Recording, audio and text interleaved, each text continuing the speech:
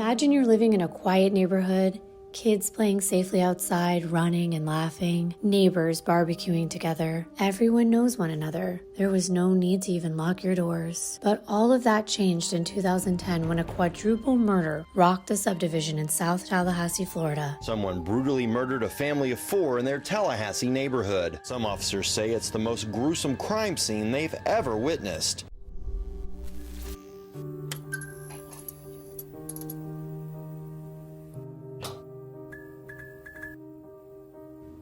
Deep dives. Hi everyone, welcome back to my channel. My name is Kimbyrleigha. If you've never been here before, nice to finally meet you. I'm doing a deep dive. It feels like I have not done a real deep dive in a long time, and I polled you on my community tab. I said, should I do 2 parts or should I do one long video? And the results said 1 long video, so here you go. You know what you're getting yourself into if you've been here before. We are going to go deep. That is what a deep dive is, especially on my channel. We are going to talk details. If that's not something you want to do, there is plenty of other ways to find out about this case, but I was intrigued with this case from the minute that I learned about it. And it has been on my mind constantly. I have dreamed about this case. I had so many questions and I had to understand everything. So I figured if I'm going to look it all up, I might as well share what I find with all of you. Before we get into this video, I want to take a minute to thank our sponsor for today, and that is PDS Debt. If you're anything like me, you're probably trying to start the year off on the right foot. And for me, that means budgeting, saving, and getting rid of any debts that I have from the holiday or the past year. I know debt and finances is a difficult topic to discuss, but that's also why I think it's important for me to share this with you today. The holidays have come and gone, and the new year is on its way in. It's a great time of year, but it can also be a very stressful time. And the most stressful thing about it can be, and has been for me personally, debt. I know that a lot of us spend more than we should during the holidays because we want to bring smiles to the faces of everyone we love. But then when things go back to normal, sometimes we're left feeling a little guilty, especially if we're carrying debt. I've wanted to know a better solution to paying off my debt, and I wondered if any of you were like me and thinking the same thing, especially with the new year upon us. Our loyal sponsor, PDS Debt, has a solution that's worked for me, and that's why I want to share. They have customized 0% interest options for anyone that's struggling with credit cards, personal loans, collections, or medical bills. Inflation isn't going anywhere, and the cost of living is getting higher than ever. The programs from PDS Debt make a real difference in your day-to-day life by saving you money the same day that you get started. PDS Debt is giving qualified viewers a free debt saving analysis for just completing the 30-second online debt assessment at pdsdebt.com/Kim. That's pdsdebt.com/Kim. You will receive a full breakdown on how to save on interest each and every month and the quickest way to take care of your debt.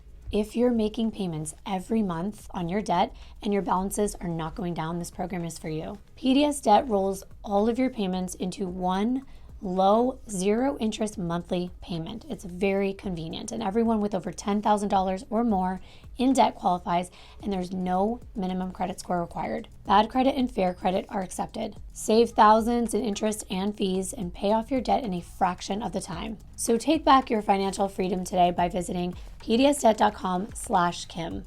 I just want to thank PDS Debt for supporting my channel and making this video possible. Now let's get into the story for today. Now in this deep dive, I wanted to say something that another YouTuber that I watch says. Her name is Noor Jasmine. Check her out. I really appreciate the effort that she puts into every one of her analytical videos. But every time she starts a video, she says, I'm going to present you with the facts, then discuss the theories, and then you can decide for yourself. And I respect that a lot. It really is up to you to decide what you believe. And as per usual, leave all your thoughts in the comments. I come in the first few hours, if I can, 1 to 2 hours after I post a video, and I try to answer as many of those comments as possible. But please be respectful. Oh, and I also try to find as many pictures as I can, but for some cases like this one, there were not as many as I would have liked of the people involved. However, that's not going to stop me from telling you this heartbreaking story. I'll try to paint a picture with my words. Now let me introduce you to Miss Brandi Peters. She was born on Valentine's Day, February 14th, 1983, in Bainbridge, Georgia, to her mother, Mary Richard, and her father, Donald Peters. Brandi had 3 brothers, Dennis, Derry, and Dale, and 4 sisters, Teresa, Monica, Nika, and Dana. And by high school, the family had moved to Tallahassee, Florida, and Brandi ultimately graduated from Godby High School and then got some odd jobs here and there until she opened up her own hairstyling business from her home. Brandi had a talent for hair and making it look great. It just came naturally to her. Plus, her mama did it, so she learned from the very best. She had no formal cosmetology training. However, she could come up with the most beautiful, creative hairstyles, and over time, she built up quite a following and routinely worked on her clients' hair. Brandi also loved doing things like crocheting during her leisure time, and when she wasn't doing either of those, she was having fun with family and friends. Of course, I didn't know Brandi, but I always try my best. It is my goal to feel like I did get that chance. And from what I could tell and everything I read, I know I would have liked her a lot. She was funny. And that's my favorite trait when I look for friends after loyalty. You gotta have a sense of humor, and Brandi was funny as hell. She had a fun energy about her. Plus, she was kind, and she wanted the best for those around her, especially her family. Those were the closest to her. They meant the most. And since she had such a large family, her extended family was even larger. She grew up among lots of cousins, and her favorite cousin was Janet Howard. She and Janet were close in age, and they grew up together and developed a strong bond. And Brandi and Janet, they were cousins that were more like sisters. They were a lot alike. Both had very calm personalities, but when you got them lit up, they were both firecrackers. They were not afraid to get loud if something upset them. They stood up for what they believed in, and they would fight for it. They were strong, fierce women. And Janet got even closer to Brandi when she was about 18 years old because she was living close by while attending Florida State University. And at this time, she met Brandi's then boyfriend, Antonio Anthony. He was a lot older than these girls, and he wasn't exactly the best role model. He was one of those bad boy types, a guy that would kind of try to act cool and act younger. But at the same time, these girls were just having fun. They were not taking life too seriously, and after all, they were still in their late teens. But by the end of 2003, when Brandi was 20, she found out she was pregnant with Antonio's baby. But soon, they got an even bigger surprise that they were having twins. And I've always wanted twins, but that was a very exciting time for them. September 2nd, 2004, little Tamiyah and Brandi Peters were born. Brandi and Antonio were not married, so the twins retained Brandi's last name. And unfortunately, Antonio wouldn't get to be a part of the twins' lives for very long because he was incarcerated. Just as the girls turned 1 year old, he was charged with 2 counts of cocaine possession and grand theft of a motor vehicle. Now Brandi was all on her own, raising 2 baby daughters, but luckily she had people like her mom, her cousin Janet, and her sister Monica to help her out. And family was so important to Brandi. And when it came to her babies, she would do anything for them. They were her pride and joy. She loved them so much. And it was obvious to everyone around Brandi that she loved being a mommy. She worked hard to provide her girls with a good life, but she was hoping that she could find a partner to share her life with. And it was around the 2-year mark when Brandi met someone new. His name was Henry Segura. After her experience and the hard time she had dating Antonio, a man that lived by the streets and was always in trouble, she wanted to find someone that could give her a better life. Someone that wasn't involved in drugs and criminal behavior. And when she met Henry, that's exactly what she found. He didn't seem to be living the fast life. He wasn't partying, going out all night drinking, or smoking. He was more serious. Henry had a stable job as a welder, and he made a really good living, and he and Brandi hit it off immediately. He was exactly what she was looking for at that time. Someone to complete her family. And soon, that family would be growing. By the fall of 2006, Brandi found out she was pregnant with Henry's baby. And by July 26, 2007, at 24 years old, Brandi gave birth to their son, who they named Javonte Richard Segura, combining Brandi's mother's maiden name Richard with Henry's last name Segura, even though the couple was not married. With her family growing, Brandi decided it was time to find a home that could accommodate all of them, where they could thrive as a family, somewhere safe and family-oriented.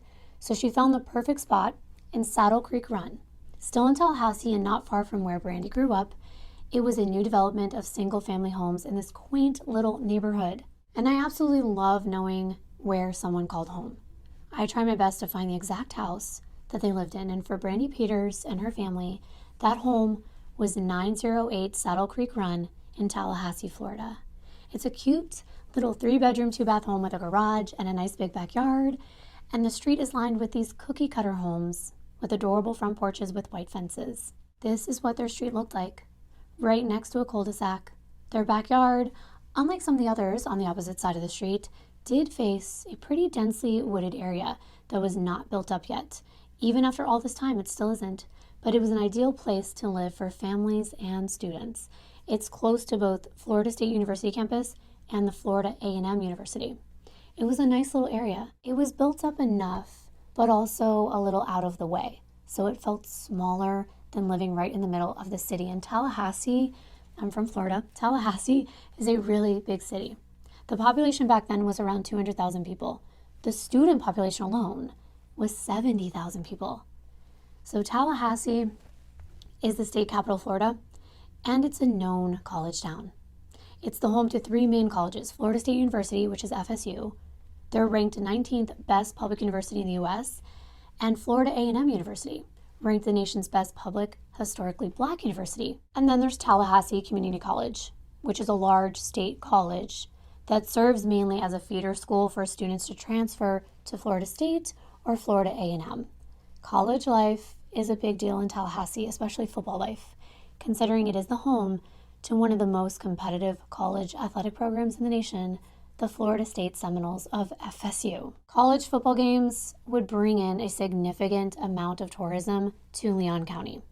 FSU home games had an attendance of almost 600,000 people with an average of around 82,000 per game. That is a lot of people coming in and out of the city. A lot of strangers. Brandi lived only 8 minutes away from FSU College campus and what is known as College Town, and a mere 5-minute drive from Florida A&M. The twins' elementary school was also really close by, only 7 minutes from Brandi's house, so things were very convenient in this location. Even though things were going well for Brandi and the kids, she and Henry did end up breaking up. By the time Javonte was only 6 months old, but they were thriving under the care of their very capable mama, plus the grandma lived close by. So let's jump to 2010. Brandi was 27, the twins were 6, and little Javonte was 3 years old. The neighborhood was perfect. They were surrounded by so many other children, and the twins were known as Thing 1 and Thing 2 from Dr. Seuss. They were inseparable. They loved to dress exactly alike. I mean, they were identical twins after all, so it kind of comes with the territory. The older of the twins, Tamiyah, she was outgoing, and she was especially close to her mom. And Taniyah was a little quieter, and she followed her sister's lead. Both of them were little fashionistas, and they loved singing and dancing, and they also followed in their mama's footsteps and their grandmama's because they loved to do hair. They would style their dolls' hair. And they had a talent, and they loved creating styles. They were absolutely adorable. This picture of them melts my heart. The cute little toothless smile and the innocence that just exudes from this photo. To me, when I look at it, I just see pure joy. And they were feisty. They were very smart and ready to challenge you. The girls were also very sweet, and they would share their toys with the other kids in the neighborhood. Little Javonte, Vontae for short, or Tay-Tay, as his sisters called him, was a typical 3-year-old. He would be running around, having fun, without a care in the world. He loved his older sisters, and he would mimic everything they did. They played for hours together. There was never a dull moment in their household. Javonte attended Bond Head Start preschool during the day and loved it. He was said to be wise beyond his years and could engage adults in conversations like he were an old man. She called him her little Pukinu. Just like his sisters, Javonte loved to sing and dance, and he would also occasionally act like a rapper and entertain his family. Super cute little boy. And he was a mama's boy. Brandi set up an entire room. The door had his name on it. It was painted from the ceiling to the floor with these beautiful stripes. She spoiled him. Brandi would spend a lot of the weekday evenings and the weekends sitting on the front porch, watching her 3 children play with the neighbors' kids. They would play hide and seek. They would run around throughout different neighbors' yards. It was a safe place where she felt at ease, allowing them to enjoy being kids. They would tell people they had the best mommy in the world. She devoted so much time to making sure all 3 of them knew that they were loved. Everyone who knew Brandi and her kids knew that above all else, Brandi was a great mom. She taught her children to be kind and loving, but she wouldn't forget to teach them how to stand up for themselves. One way people described Brandi was she would never start anything, but she'd be quick to finish it. It was November of 2010, and it was Brandi's cousin Janet's turn to host Thanksgiving dinner, and she was excited to see Brandi because, as you know, they were really close. Until recently, when Janet moved 4 hours away to Tampa with a family of her own. However, they still got together for all of the holidays, and every year the family would decide who would host a different holiday celebration, and then they would all gather there for a great time. Brandi and her brothers and their kids were set to come to Tampa on Saturday morning, November 20th, 2010, and they were going to stay the entire week to celebrate with everyone.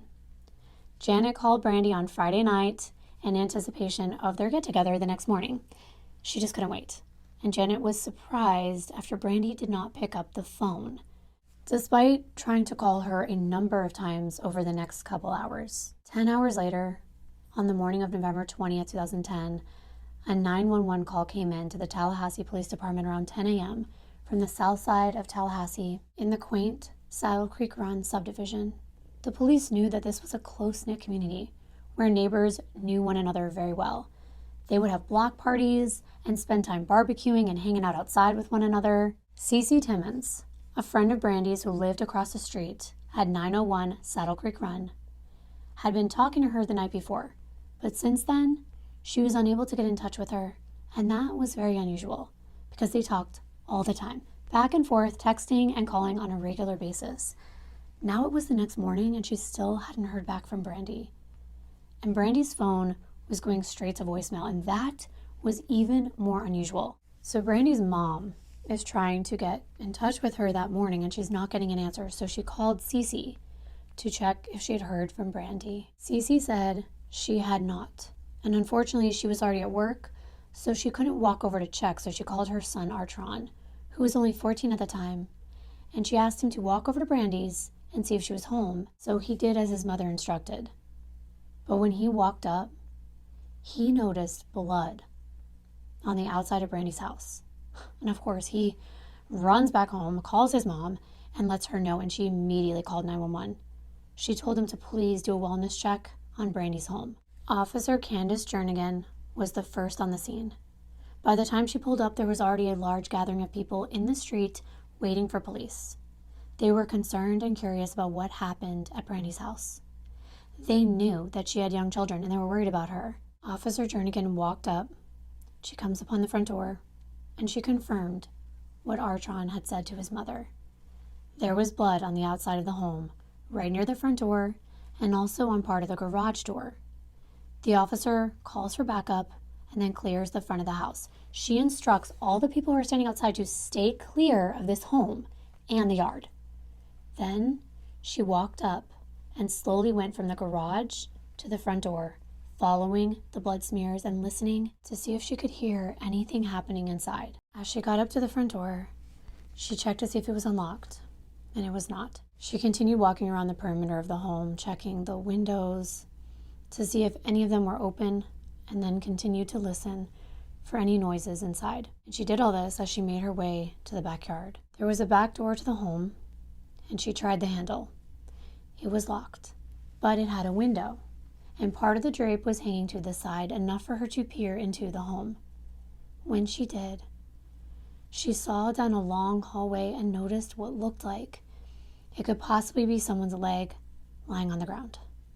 This was by the front door. All the while, the officer is communicating all of this over her radio, and after a full circle around the home, Officer Jernigan made her way to the front and met up with a second officer, Derek Kidd, who just arrived on the scene. Then they proceeded to walk up to the front door together. Officer Jernigan had tried the door one more time. It was still locked. So at this point, she attempted to kick the door in and gain entry, but she was not successful. Officer Kidd took out his baton and broke a small rectangular window right here to the right of the front door in order to unlock it and gain entry. Officer Kidd then carefully slid his arm inside of that window and was able to unlock the door from the inside. There was a deadbolt that he had to unlock to get the door open. This door could only be locked from either someone on the inside or someone who had a key from the outside. And if it was someone from the inside, the person would have had to leave from a different exit point. The back door had a lock on the handle, which could be locked by someone exiting the door or from someone on the inside. This is the kind of lock that you can turn and then step outside and close the door and it would remain locked. Before stepping inside the home, Officer Jernigan yelled inside asking for someone to present themselves if they were there, and they didn't get an answer. At that time, she looked down and she confirmed what she thought she saw when she peered into the back door. There was a body on the floor of the foyer. At this point, because of what they saw, homicide investigators were already being called in, while Officer Jernigan and Kidd made their way inside to clear the house. They walked through to make sure that the perpetrator was not still inside. This could be an active scene. They have to make sure it's safe. They have to make sure they don't have any other victims who may still be alive or locate anyone else that may be deceased at this time. As the homicide investigators come on the scene, Officer Jernigan decides to open the garage door as the best entry point for the team. So they make their way inside through a door that leads from the garage into the kitchen. You're going to see it right here. Right away, they could tell a struggle ensued. They noticed the lamp knocked over on the floor, and it doesn't take long before they saw the gruesome reality by the front door in the foyer, the scene that the first responders had stumbled upon when they'd broken that window. Investigator Mark Lewis took the lead on this case. On the floor near the front door was the bloodied and battered body of Brandi Peters. It was apparent that she was already deceased, and the scene was brutal. There was literally blood spatter from the floor to the ceiling, all over the door, the walls, carpet, everywhere. It was shocking, even for officers that had been doing this for years. These were 10-foot ceilings, and yet there was spatter reaching all the way to the top, and smears along the lower parts. A drape had been pulled off one of the windows, and they saw a large shovel that was on the floor just a couple feet away from Brandi's body. Was this the murder weapon? As they made their way down the hall to the bedrooms, they see a phone that's laying on the floor, and it had been ripped right out of the wall. They believe that this altercation may have actually started in the master bedroom. There were spent shell casings in an attached master bathroom. There was glass blown out in the shower here, and they suspected that as Brandi tried to call for help, the killer ripped the phone right out of the wall. Then she was chased down the hallway where a bullet went right through the door of her linen closet and was lodged inside. This closet was in the middle of 2 other bedrooms across the hall, which they presumed to be the kids' rooms. But where were the kids? They knew a shooting had occurred and they feared the worst. There was also blood smears on the walls leading out of Brandi's bedroom, which they suspected she left as she tried to escape towards that front door. They also conclude that Brandi made it outside. This was apparent by the blood that was found out there, but unfortunately her killer caught up to her, probably dragged her back inside, and the fight for her life began and ended right in that doorway. As they went further down the hallway, they come to a bathroom. It was dark inside, and it was eerily quiet, except for the sound of droplets of water slowly and repeatedly dripping from the tub faucet. They needed to check every room thoroughly, so an investigator moved a shower curtain aside and looked into the tub. What he saw has stuck with him ever since that day. The bathtub was filled to the top, but the liquid wasn't clear. The water was bright red, and he could see 2 tiny bodies floating inside. It was the twins. One could clearly be seen, and part of the other twin was visible underneath and beside her. It wasn't until they removed both of the girls hours later that they made another horrific discovery. The body of a young boy was underneath them. These rooms, they just stood still, like a snapshot in time from the past, just hours before they were full of life.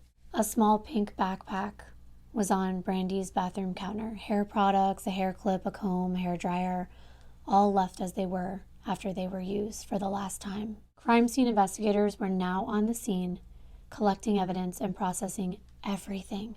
This consisted of taking photos and videos of everything they possibly could. The crime scene will never look this way again. It's imperative to capture it the way it was when they began the investigation. Of course, police officers did clear the scene. So they had to walk through some of the blood. They had to walk over evidence. But they're trained to be as careful as possible and preserve the crime scene for the next step. These photos and videos will be a huge part of the case. It's what they will go back to over and over again after the victims are removed and the home is cleaned up. It's a very important part of this process. This could mean hundreds, if not thousands, of photos from every single angle and one of every single item that existed in that house, from the simplest things like the dining room table and everything on it, to the actual victims, the way they were when they were discovered. Though an autopsy had not been completed at this time, the victims were preliminarily identified as 27-year-old Brandi Peters, her 6-year-old twins Tamiyah and Taniyah, and Brandi's 3-year-old son Javonte. It is absolutely heartbreaking, and it's unbelievable. Those poor babies. Officers were in the process of notifying next of kin.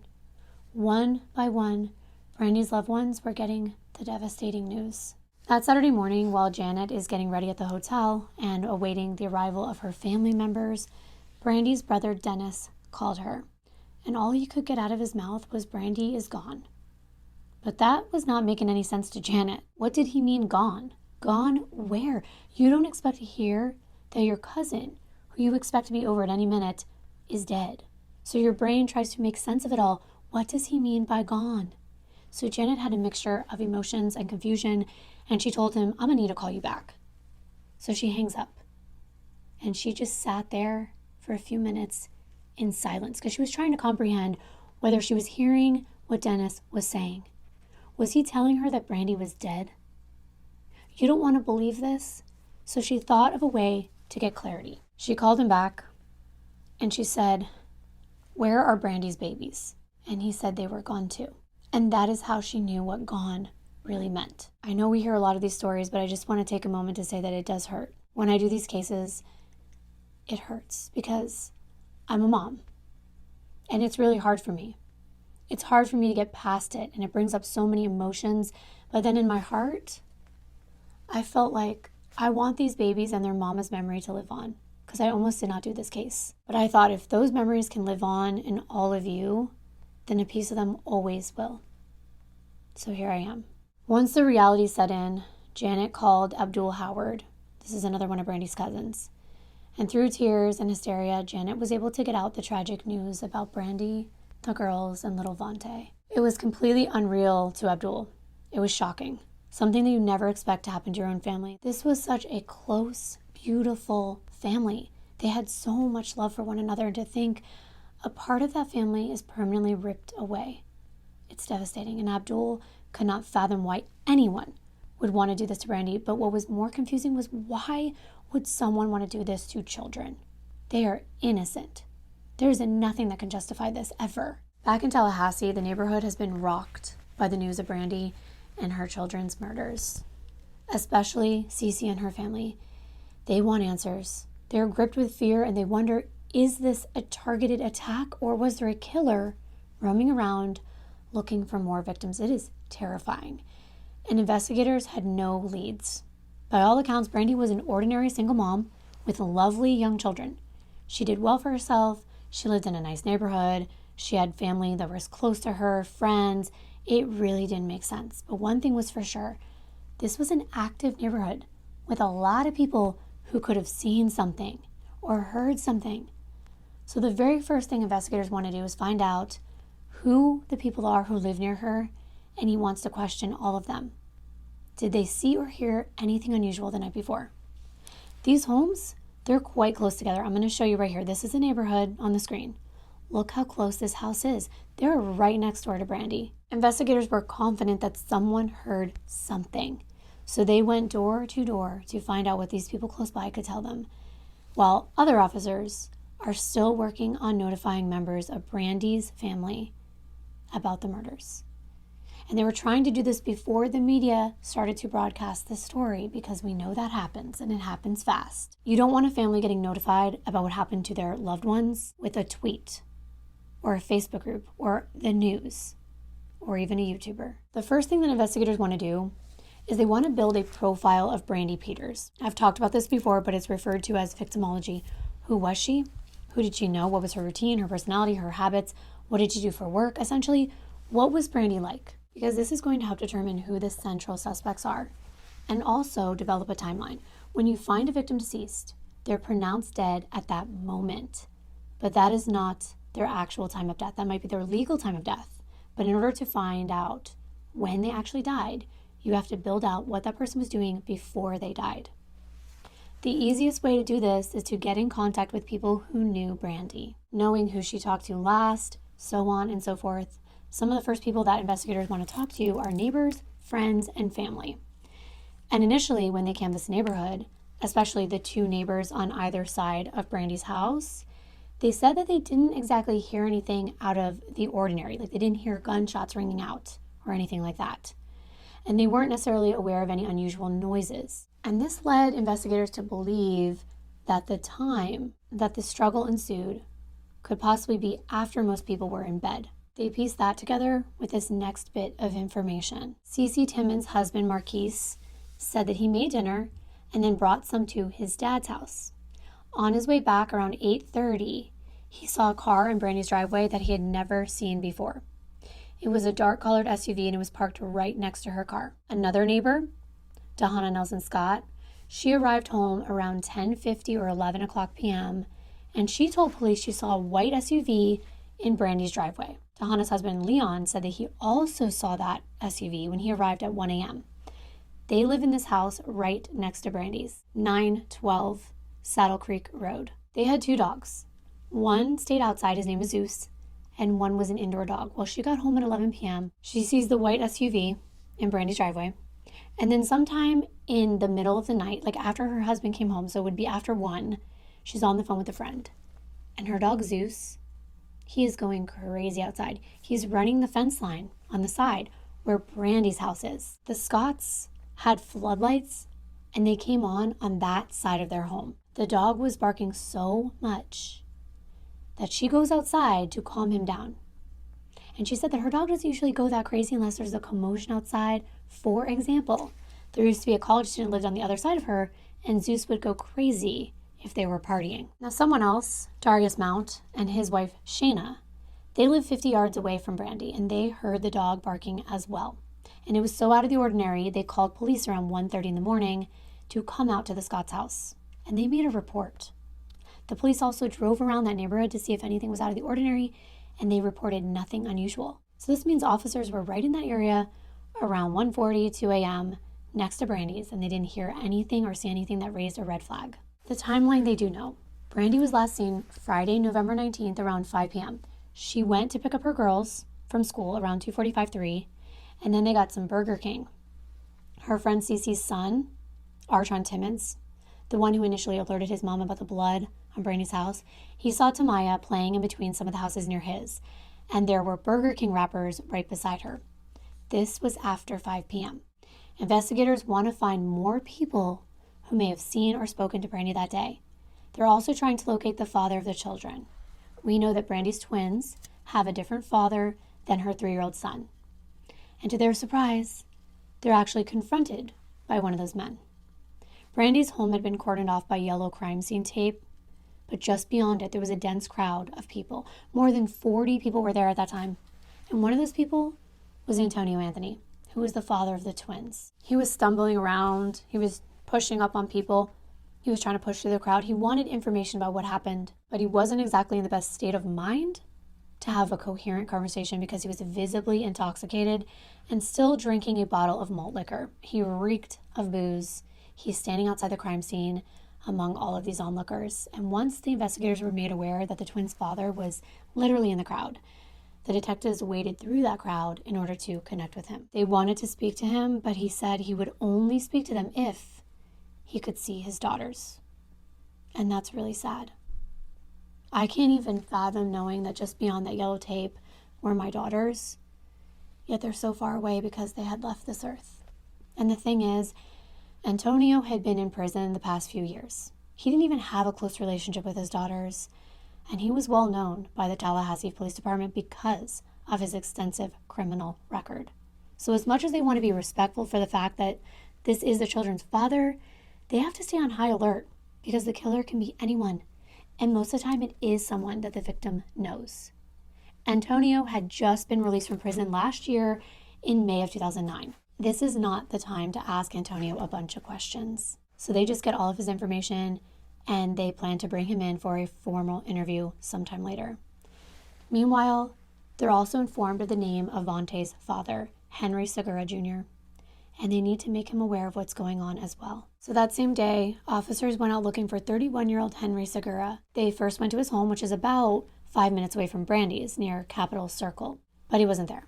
They happened to be able to track down his mom, who was able to get a hold of Henry by phone, but they didn't want to deliver the news with a phone call. So they told him to meet them at the station. He agreed. He comes in around 7:45 p.m. And Henry was like night and day from Antonio. He was well put together, he was articulate, well-spoken, pleasant, and very easygoing. Was that a good thing or not? I'll let you decide. I do have recorded audio of the interviews that I do want to play for you in this case, but they are really long. I cannot post them in their entireties. This would be a 4-hour video. So like I've done in the past, I'll edit them to contain only the information that I think would be the most important.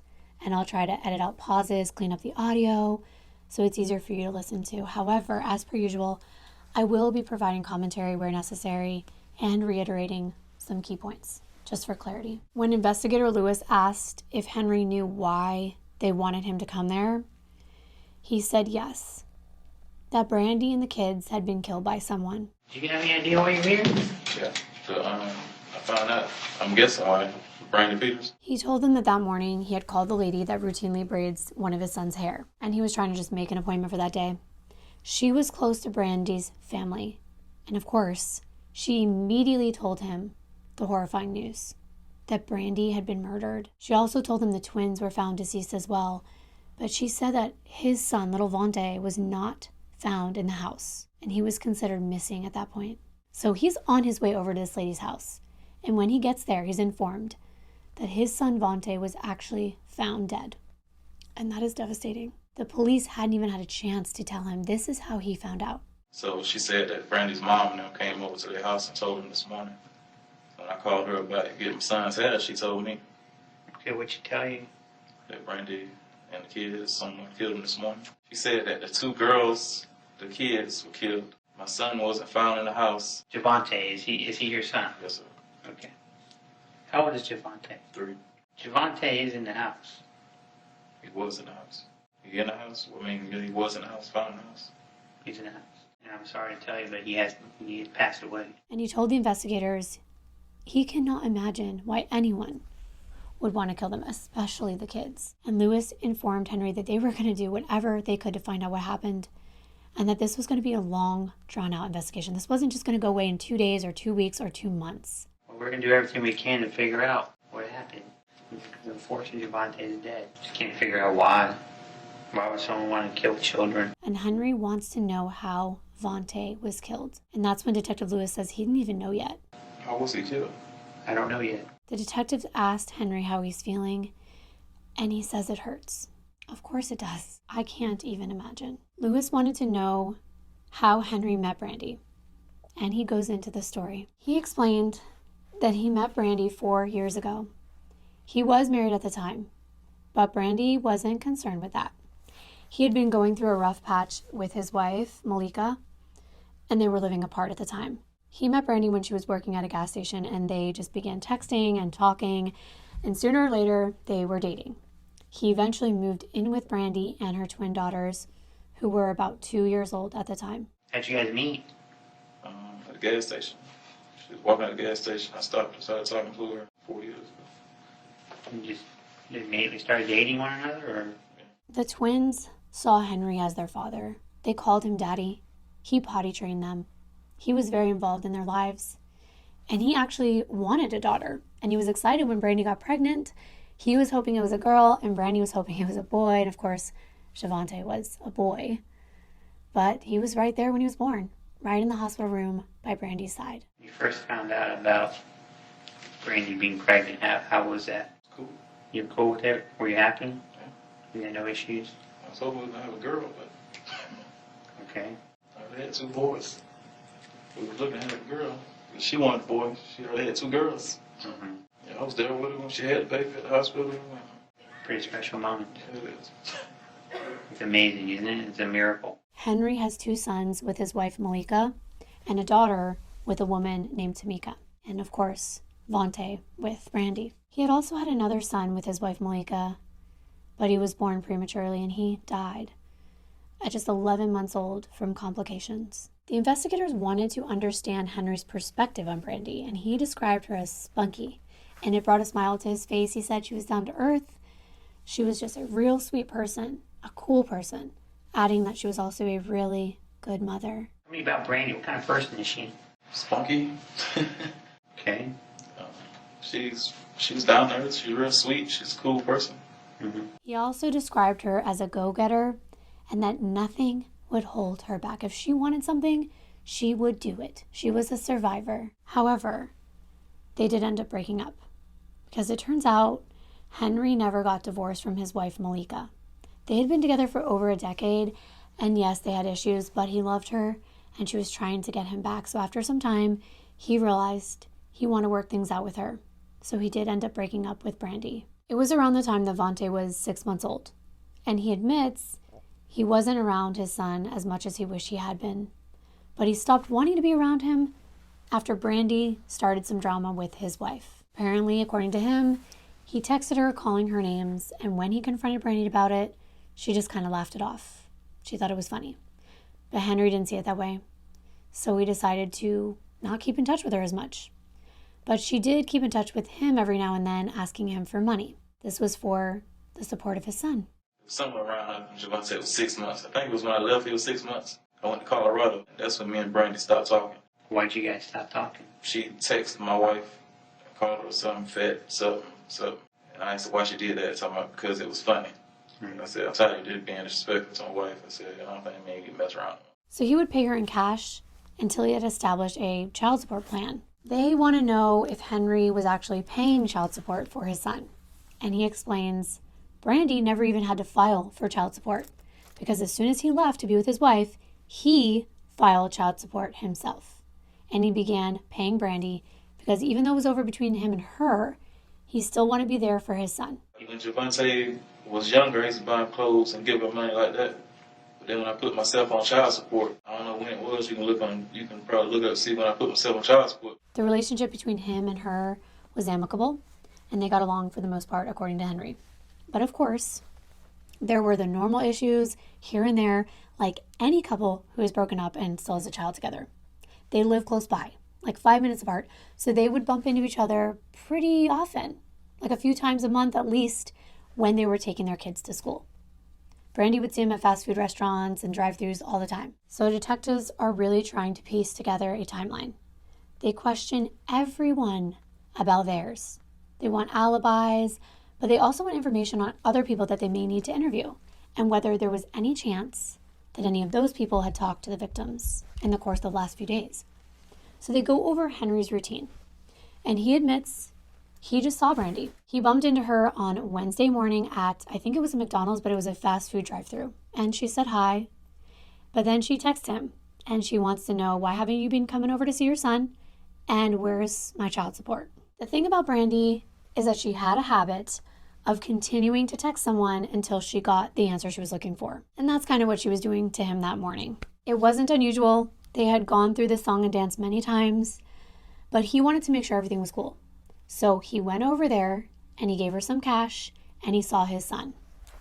So Investigator Lewis wanted to know how that went, and Henry said it was fine. It was normal. Nothing was wrong. I talked to her.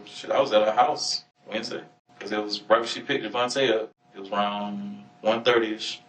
I got there and I left. She had to go pick the twins up at 2:50. So I left. It was right before that. She sat on the sofa, on that big sofa. Me and Javonte was on the love seat, playing, flipping around, just playing. Did you try to work something out with Brandi where you didn't have to go onto child support? No, like I said, I put myself on child support. So she never filed the paperwork for it? You did it? I did it myself. Why would you do that? Because I wanted to pay child support and let her know that it's over between me and you, and we ain't got to sleep together no more. I'm going to pay child support. And Before this past Wednesday, when was the last time you were at her house? that was my first time going there in a while. I was working at Crystal River at one time. That was about a year ago. I used to go like every day. You were over there on Wednesday. Did you share anything about like what's going on? Any problems she's having or anything like that? She ain't offered me an accident. So she didn't really talk to you about anything? She's asking me what else to get Javonte for Christmas, but I don't think she really said. Was she on the phone or anything while you were there? I think she was. Could you, I mean, not that you were listening to conversation, but could you tell if it was just normal conversation or if it was heated or friendly? Well, she wasn't yelling that. She had a raised voice. So basically you don't know if she's had any issues with anybody recently. Would that be something that she would share with you or No. When you were there this past couple of days ago with Javonte, was there any kind of confrontations, any problems? No, she was cool. She's cool. Like, what was Brandi doing while you were playing with your son?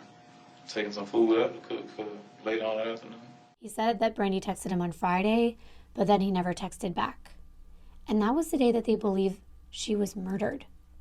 So they want to know more about what he was doing that day. He says he got up around 7 because he's got to drop his 2 sons off at school by 9.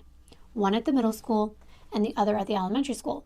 Then he stopped by McDonald's and then went home. Did you find it odd that Brandi texted you yesterday? She used to send me all my text messages. Like she'd see me at McDonald's in the mornings. I'm on my way bringing my son to school. She'd text me. He wasn't working on any welding jobs at the moment, so he goes home and he starts working on a car. One of his hobbies is to buy older cars and then fix them up and sell them. So that is where he said he stayed all day. And that night, he thinks he fell asleep around 10 watching a movie. But of course, detectives want to know if they can check this alibi. So they plan to get his phone records for GPS purposes. He gives them his number, and then they ask him for his parents' number. He gives that to them as well. Yesterday, Friday. Just take me through your day. You get up, what time about you get up in the morning? 7. Then I got to bring the kids to school tonight. Okay. So, this, just yesterday, Friday, did you take the kids to school? Probably 7:30, 7:45. Okay. So, after you dropped your son off at college, you went to McDonald's? Yeah. You didn't have any idea what time that was or anything? You went home? 9:30 maybe. Okay.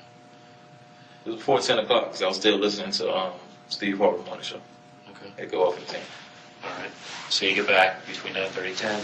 Then what did you do? When I sat up, started taking my fenders and the doors off the car. I'm trying to do an off-frame restoration. Okay. On the car. So you're working on your car from 10 something to when, like in the afternoon, you have to pick your kids up too, or? No, my wife fixed one. When does your wife usually get home? 5. Then they want to know about Saturday morning when the bodies were discovered. What was Henry doing that day? He says he got up, he went over to a friend's house. His name is Silas Adam Thornton, and they were doing some bow hunting. Went to my buddy Adam house, the guy I work with, and they're shooting bow and arrow. Do you have any idea when you were at his house? Just guessing the time frame. I left Walmart. I went out that way. When I left there, I got home. It was about 5 o'clock maybe. Whenever I did get home, I called the girl Pam to find out if I get my son hair braided. What time of day was that? Sorry. What time of day was that when you called Pine? I don't know, probably about 6, maybe 5:30, 6 o'clock whenever I got home. Whatever time it was I got home. Does Adam live out in Carverville too? Yes, sir. He stayed at, what's it called? South John Passion. Right, so you called between 5 and 6. Did she say y'all could come on over? Or? Yeah, matter of fact, I remember I was supposed to be there at 5:30 Okay. to get his hair done. So I must have got home around 4:30. I want to give myself an hour. I didn't get to the house till like 5:40. They took turns shooting the bow and arrows, and he was retrieving the arrows. And Silas lives out in a more rural area where there's a lot of land. So now they do have another name, Silas Adam Thornton, which is their goal. Just keep getting a list of names. And with that name, they want a telephone number. So he gives them a couple of the numbers he knows. And then they also want Henry's DNA, which he's more than willing to provide. Then they ask him to lift up his shirt. They do this because they want to check for bruises, scratches, and there didn't appear to be any on his body, but they did notice a really big, like a fairly new surgical scar on his stomach. And they want to know what happened. And surprisingly, he says in July he got shot. I thought this man was like night and day from the other ex. You guys remember that? He says, well, I'm on disability because I'm unable to have a full range of motion like he had before. He's not working as much right now because he was on a job. He was out of town. He does this a lot. He goes on these long jobs, and he was in Mississippi. He says that he stopped in like kind of a sketchy part of town to ask for directions. And for some reason, these guys got freaked out and they started shooting. One of those bullets hit his stomach. Were you a victim of a violent crime recently? Shot in the stomach. You got shot in the stomach? You had scars and all that stuff? Yes, sir. Can I see? That right there, the cut. Do you have any other injuries on you or anything like that? Hurt my leg at work the other day. Ain't nothing major. So where did that happen at? That wasn't here in Tallahassee. I was in Mississippi. In Mississippi. Yeah. Did they catch the guy? I don't know. I don't think so. I haven't heard anything from him. I stopped to ask for some directions. And you got shot in the stomach. You know, he pulled me out the truck. I was in that truck. Pulled me out the truck. Took all my clothes off. And shot you in the stomach. Well, he asked for my keys for the truck. I said I ain't getting any keys for the truck. I don't know where I'm at. By the time he got all my money, it was in my pockets. Because my wallet, I kept it in the center thing. So I like sit on it. I gave him all my money. He had my clothes. He said, "You gonna give me the keys, yada yada." So I threw the keys off to the side. And when he looked at it, I jumped at him and hit him. When I jumped at him, he ran. When he ran, I started cursing him out. He turned he didn't even look. He just started shooting and running. The doctor said, God got to be watching over me. It was a 45. Oh my gosh. He expected my intestines to be all tore up, so that's why they cut me from here to here. They found a bullet down here somewhere. They said they removed the bullet? Yes, sir. He had to have exploratory surgery. They had to go all the way down to his groin to find the bullet. It was pretty bad. Other than that, there were no real significant injuries on him. He had a couple scratches on his forearms. They didn't even draw blood. And he said that he got those the day he was with Silas because he was putting his hand through the bushes to grab the arrows out. After being thoroughly questioned and fully compliant, detectives had all the information that they needed from Henry and he was free to go. Now they wanted to track down people who knew Henry so they can ask about his character. And they locate a friend of his, Tyra Wilcoxon, who has known Henry since they were in middle school. And she says, he's funny, he's a loving person, he's always joking around, laughing, he got along with everyone. And one of the things she really admired about him was that he was thoughtful. If he went somewhere, you didn't even have to ask him, and he would bring something back for you. That's just what he did. That's who he was. He also loved to spend time making home-cooked meals, and she called him a diamond in the rough. He was not the typical guy, but one who was definitely more husband material. He was great with kids, according to Tyra. He always liked teaching them things and giving them his attention, and he was intelligent as well. So finally, after this, they get a hold of Henry's phone GPS data, and it turns out he's telling the truth.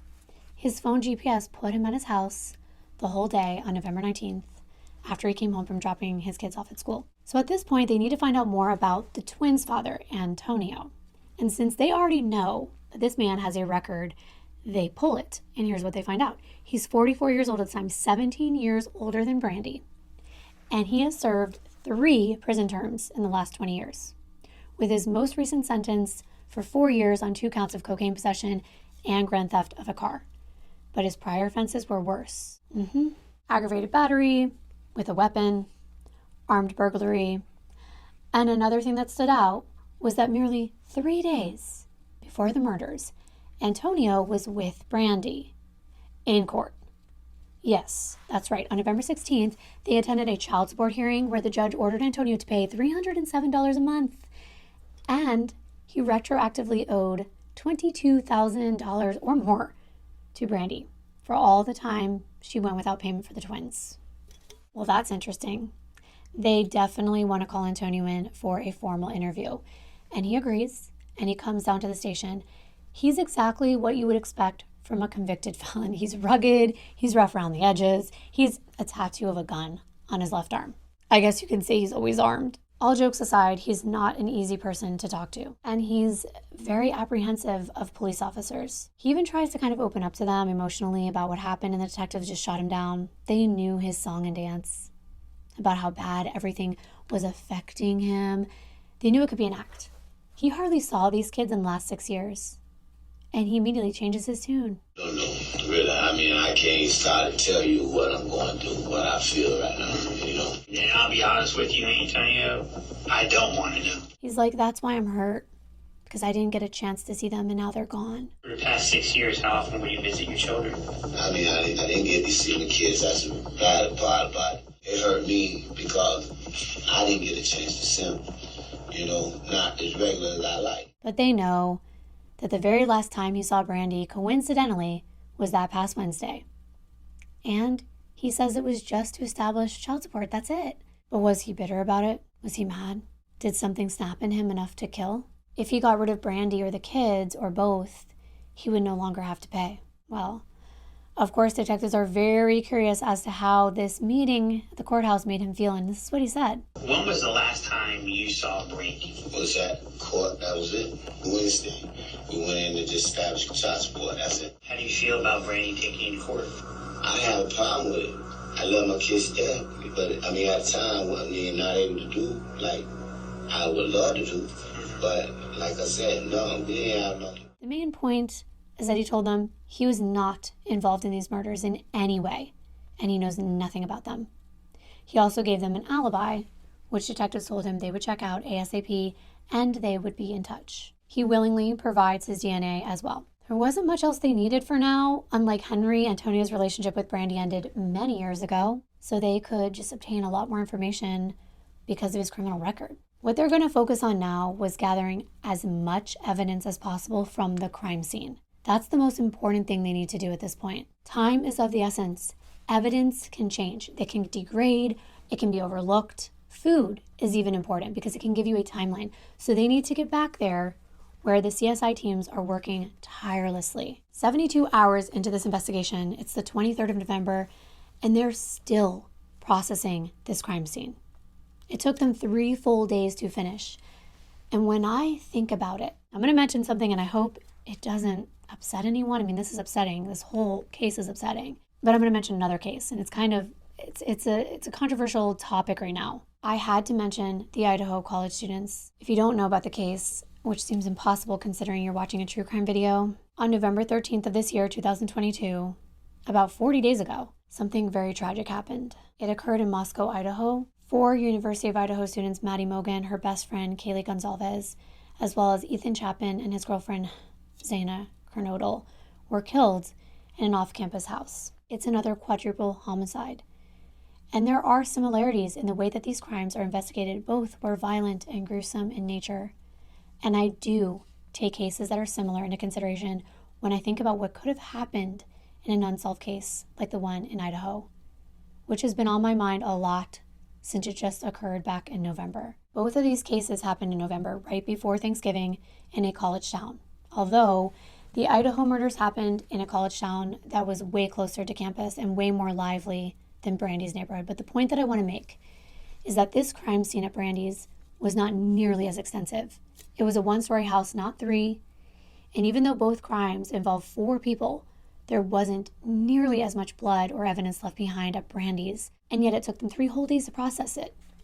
And the investigators visited the scene a number of times for more and more perspective. And as we've heard, the FBI and forensic team has done the same thing at the Idaho house. It most likely took the Idaho investigators 4 times as long. So let's say maybe 2 full weeks to collect all the evidence or more, since there's so much foot traffic in that home in a college town. But I had to mention it since that case has been on my mind daily right now. In Idaho, they have a huge job of locating every single person whose phone pinged within probably a 10-mile radius around the suspected time of death. They would pull up that data first. That's probably one of the first things they did, to pull all of that data from the towers. And then each one of those people would have to be eliminated, starting from the phones that pinged the closest, then out to the furthest. And that job could take months. Plus, they'd be looking at possible DNA from dozens of students who came into that house. It was a party house. There's a lot of foot traffic. They would need to gather each piece of hair, every fingerprint. That all has to be collected and tested against every person that's known to have entered that home, at least in the past couple months or so that they could be ruled out, leaving behind only the potential killer's DNA unaccounted for. It's a real process of elimination, and it's a huge job.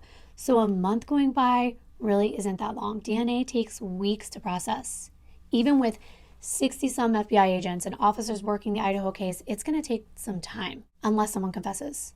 They've already conducted 250 interviews, and this is day 37 that I'm doing this video. That's a lot. Evidence collection, it's not an easy job. And Brandi's home was searched from top to bottom, with everything being considered evidence unless it was ruled out. Every toy, every piece of paper, everything had to be gone through and processed. One of the investigators said they took every single item out of Brandi's house because you never know what would be important. Even down to a piece of random plastic they found on the floor. You just never know. But here are the details about what they found. Number 1, Something they had to keep in mind right away was the location of this neighborhood. It is in proximity to Capitol Stadium. A lot of football games happen and bands are playing. There's a lot of loud noises. People are cheering, they're screaming. There's a lot going on. And it's actually very hard to hear. When they were canvassing the neighborhood, they were trying to talk to neighbors outside, and there were these loud sounds coming from all around the city. Also, something else to note was that when they stepped inside the homes, the noise was so muffled you could hardly hear it. They were surprised by how quiet it was once you're off the street and inside the house. This led investigators to believe that neighbors probably could not hear what was going on in Brandi's house during that struggle. There was no forced entry into the home, so how did this person get inside? There was one window with a screen, I'm going to show it to you, that was kind of hanging off this side of the house, but all the windows were closed and locked. There was blood on the back door, and presumably this is where the perpetrator most likely exited the house. They did not need a key to lock this door. You can lock it from the inside, close it, and then you could escape through this very densely wooded area to the back of Brandi's house with no fence around it. The garage area did not appear to have been disturbed at all. There were kids' bikes, a washer and dryer, lawnmower, and other normal miscellaneous items. The kitchen looked like it had been recently used, but other than that, not disturbed with any actual foul play. It looks like there might be some food items off to the right here. I wasn't able to tell. That kind of might have looked like a child's juice box. There was also a long lanyard that was laying on the counter here, and it appears to have a key at the end of it. I'm not sure what this small black item is next to it though. In the master bedroom, Brandi's room, the TV was still on. The bed was half made. If you look at it, it kind of looks like Brandi may have just pulled the covers down on this one side, gotten into bed. They also see what looks like Brandi's purse. It's laying on the floor, and then there's just the contents of the purse, which are scattered around that bedspread. They find a pencil, lighter, several debit cards, papers that were saved and folded inside. There's brochures, business cards, a wallet, and a pair of blue jeans. Was the killer looking for something? Had they found it? Was this linked to the reason why Brandi was murdered? Nothing looked disturbed on this entertainment center that's right above the TV. There were books, papers, beauty products, hygiene products, the usual items you would find in a bedroom, along with those blue water jugs right here. And it seemed like they were filled with coins. But there wasn't much that appeared to be disturbed in a major way. Brandi's keys were also on top of the TV stand. But there was something else that was interesting, and they thought it may be significant. It was an envelope. It was opened, and there was a letter still inside. When they looked at where it came from, it was from an inmate at the Federal Department of Corrections in Tallahassee. It appeared to have been read and then put back inside the envelope. And there were similar letters and envelopes on top of the TV stand, on the floor. So this person was writing Brandi on a semi-regular basis as far as what they could tell. Making their way to the front room, we know this is where they found Brandi. There was a lot of evidence in this area. There was a fake plant that was overturned. It was laying on the ground here, right next to a black couch in the sitting area. It looks pretty organized and untouched, but when you look closer, there was blood on that couch. There was also a smear of blood found on a light bulb that was on an overturned lamp that was laying on the floor. As you go toward the front door foyer area, as I explained, there is a massive amount of blood in this area. On the tile right in front of the door. One of the drapes on the left window has been torn and it's pretty much hanging by a thread. Now, I've done this in other videos and I felt like doing it today. If you don't want to, that's totally fine. You know I'm going to explain everything as good as I can. But I'm going to give you a link. It's a little secret link. It's an unlisted video. You're not going to find it if you go to my channel, but you will in the description. I'm going to show you the crime scene photos. Now, it's going to probably be age restricted, you know, all that. But if you want to see it, I'll show it to you. Click it and then just come right back here. There'll be another link in that description box. You can come right back over. You'll know exactly what this entire scene looked like, and it might help you formulate your thoughts and your perspective a little better. Because there's so much blood in a case like this where someone has sustained a very traumatic and intense injury, just like we have in the Idaho case, there's no way to collect all of that blood for testing. But they presume that it came from the victim, considering that's who's injured, that's who is there. However, they can't know that for sure. They don't know if the perpetrator was injured and whether some of that blood belongs to them or anyone else besides Brandi, unless of course they test it. But with such an extreme amount of blood, you can't take it all in for testing. Instead, what they have to do is they have to choose wisely where to take swabs. Basically trying to get one from every different part of the room. Hopefully enough variation to determine whether there was more than one individual that contributed to this area of blood. So of course, they try their best, but you can't be 100% accurate. Because let's just say there's a droplet and then right next to it there's another one, and the droplet you don't test happens to be the perpetrator's blood, and you miss it. Not every scene of this magnitude is going to have a 100% accurate DNA analysis conducted, unfortunately. But the forensic team tries their hardest to make sure that they're being as diligent as possible and getting a swab from many different points on that pool of blood and on the spatter around the entire foyer area. Now for the children's rooms. They did not seem to have any evidence of an actual struggle, but they were so little. This perpetrator probably didn't have to use much force to get them to comply, which is really sad. And if this happened at night, they were most likely sleeping when it happened, although there is evidence to the contrary, which we will get to. There were also 4 sets of unknown shoe prints in blood that were unaccounted for. All the officers, Brandi's shoes, the kids, they were all ruled out. By November 22nd, the autopsies had been completed, but the police spokesperson, David McCraney, he refused to release any details on how the victims died because it could hurt the investigation. And now, of course, I am not comparing apples to apples with this crime and the one in Idaho. However, just like in that case, the police in this case refused to offer any details to the public. And this was in regard to the condition of the bodies. In this case, all they would say is that Brandi and her children were killed in a violent manner. We know the same happened to the 4 university students. They were stabbed, but we don't know much more. And that truly is to preserve the integrity of the investigation. The autopsy report showed that Brandi was shot 7 times with a .32 caliber weapon. She had a wound to the scalp that did not penetrate the skull, but also didn't exit, one to the right ear, one to the upper right arm, one to the left chest area, which did not exit either and traveled to her abdomen, one on the left part of her back with no exit wound, and then another to her left shoulder, and one in her right forearm. That's a lot. It took 3 full pages to document all of Brandi's injuries, and you'd think with all of those gunshot wounds, that would be the cause of her death, but it wasn't. Brandi died from blunt force trauma. She was essentially beaten to death, with the most significant wound being a large laceration to her head in the middle, like right down the center of her forehead. Her skull was fractured in 2 places, and this wound becomes central to this case. There were a number of lacerations to her face, her neck, her head, and they were not sure what type of weapon or weapons made these injuries, besides of course the firearm making the bullet wounds. There were at least 3 different shapes to Brandi's injuries, besides the 4th being a gun. And coupled with the 4 sets of footprints, this indicated there may have been more than one perpetrator involved. Now the red shovel. There was a red shovel next to Brandi's body, but it did not test positive for blood, hair, or any DNA. It would seem very unusual. There wasn't anything on it, so why was it there? Was it left there afterward because someone was planning on using it to bury her, but they didn't have enough time? They don't know. Several fingers on Brandi's right hand were broken, acrylic nails had been ripped off, and there were a number of defensive wounds all over her hands and her forearms. I'm not going to go into detail about Taniyah, and Javonte and their injuries. I will briefly say that the twins, one of them had a single wound to her head, which was a result of a projectile from a firearm, and Taniyah and Javonte were both drowned. These kids, they were old enough to run. They were active kids. They came and went as they pleased from their home. They knew how to open doors.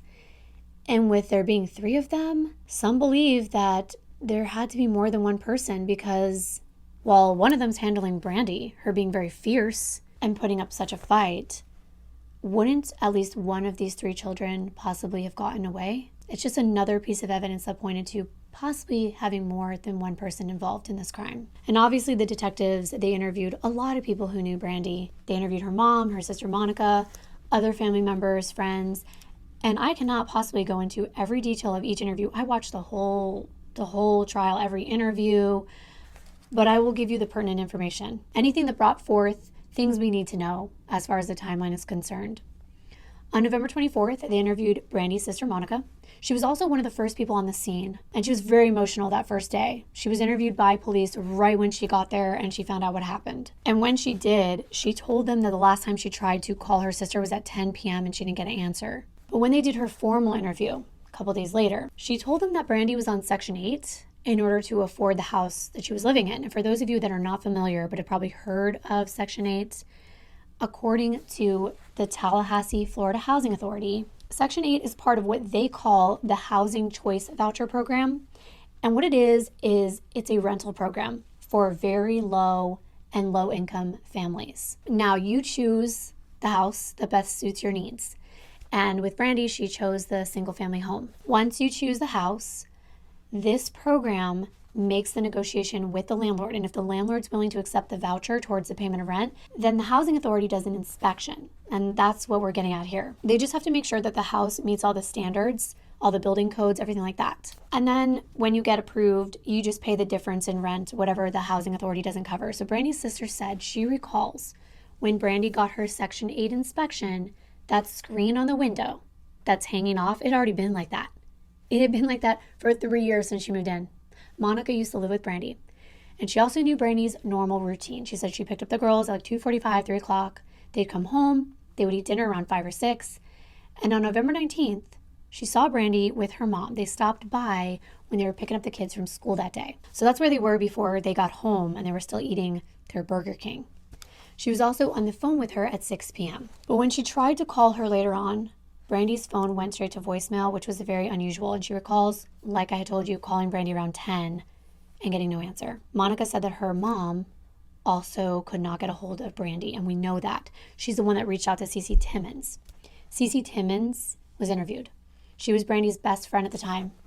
And she mentioned a letter. Remember the letter that was on top of the TV stand from that inmate? Well, Cece said that Brandi got it out of the mailbox on Thursday. That's a day before the murders. And Brandi came over to Cece's with the letter. And apparently she expressed nervousness and she was fearful. And she was like looking at that envelope and what was inside in that letter. And then when Cece looked at it, she saw that it was from James Santos in federal prison. Cece said that she tried to tell the officers that were on scene doing the canvass all about this. And they kept telling her that no one by the name of James Santos even exists. And that upset her because she was trying to help. She knew things about her best friend. And she didn't even want to be interviewed. She didn't want to give any information, nothing, because she was scared of James. She said the last time she talked to Brandi was Friday evening. She texted her around 6:53 p.m. on November 19th asking if she wanted some food that her husband Marquise had made. And Brandi said no thanks. She said, I'm good. The investigators started looking through these letters, and it's true. They're from an inmate. He calls himself James Santos, so he's got to exist. And there's a number of these letters. Now, in the letter in question that Brandi had opened the day before she was found murdered, James, who is supposedly high up in a gang, was making some really weird requests, like to marry him. It was more like a business offer. He said he would give her $25,000 in her Mercedes. So there must be more to this. It was almost like a bribe. He wanted legal citizenship in the United States, supposedly. So he was trying to threaten Brandi to marry him or else. The detectives know they're going to have to speak to this James person, so they go to the prison. And I'm not well versed in gangs, but James tells investigators he's part of the Vice Lords and that his rank is 5-star Universal Elite. So you know where I went. Good old Wikipedia. I found out that the almighty Vice Lords Nation is the second largest and oldest street gang and prison gang in Chicago. They have a hierarchy of command. The highest are the kings and the princes, and then under them are the Universal Elites, and they run certain areas in certain cities. They're ranked with 5 stars, being the highest, then 3, and then 1. Generally speaking, the Vice Lords, they're not supposed to be speaking about the Vice Lords to any outsiders, and they're never supposed to cooperate with law enforcement. It can result in harm or death by the other members, but James, he's talking to them anyway because they tell him that Brandi Peters has been murdered. He tells them that he's actually in prison for harassing a governor through letters, kind of like what he was doing to Brandi. But he's also in there for drug-related charges as well, and he's been incarcerated since 2004. But he does admit he's been writing Brandi. So they ask him, well, how do you know her? How'd you get her address? So on and so forth. He says he uses the same method for getting a lot of the other people he contacts while he's in prison. He watches while other inmates are writing someone, and he'll write down that woman's info.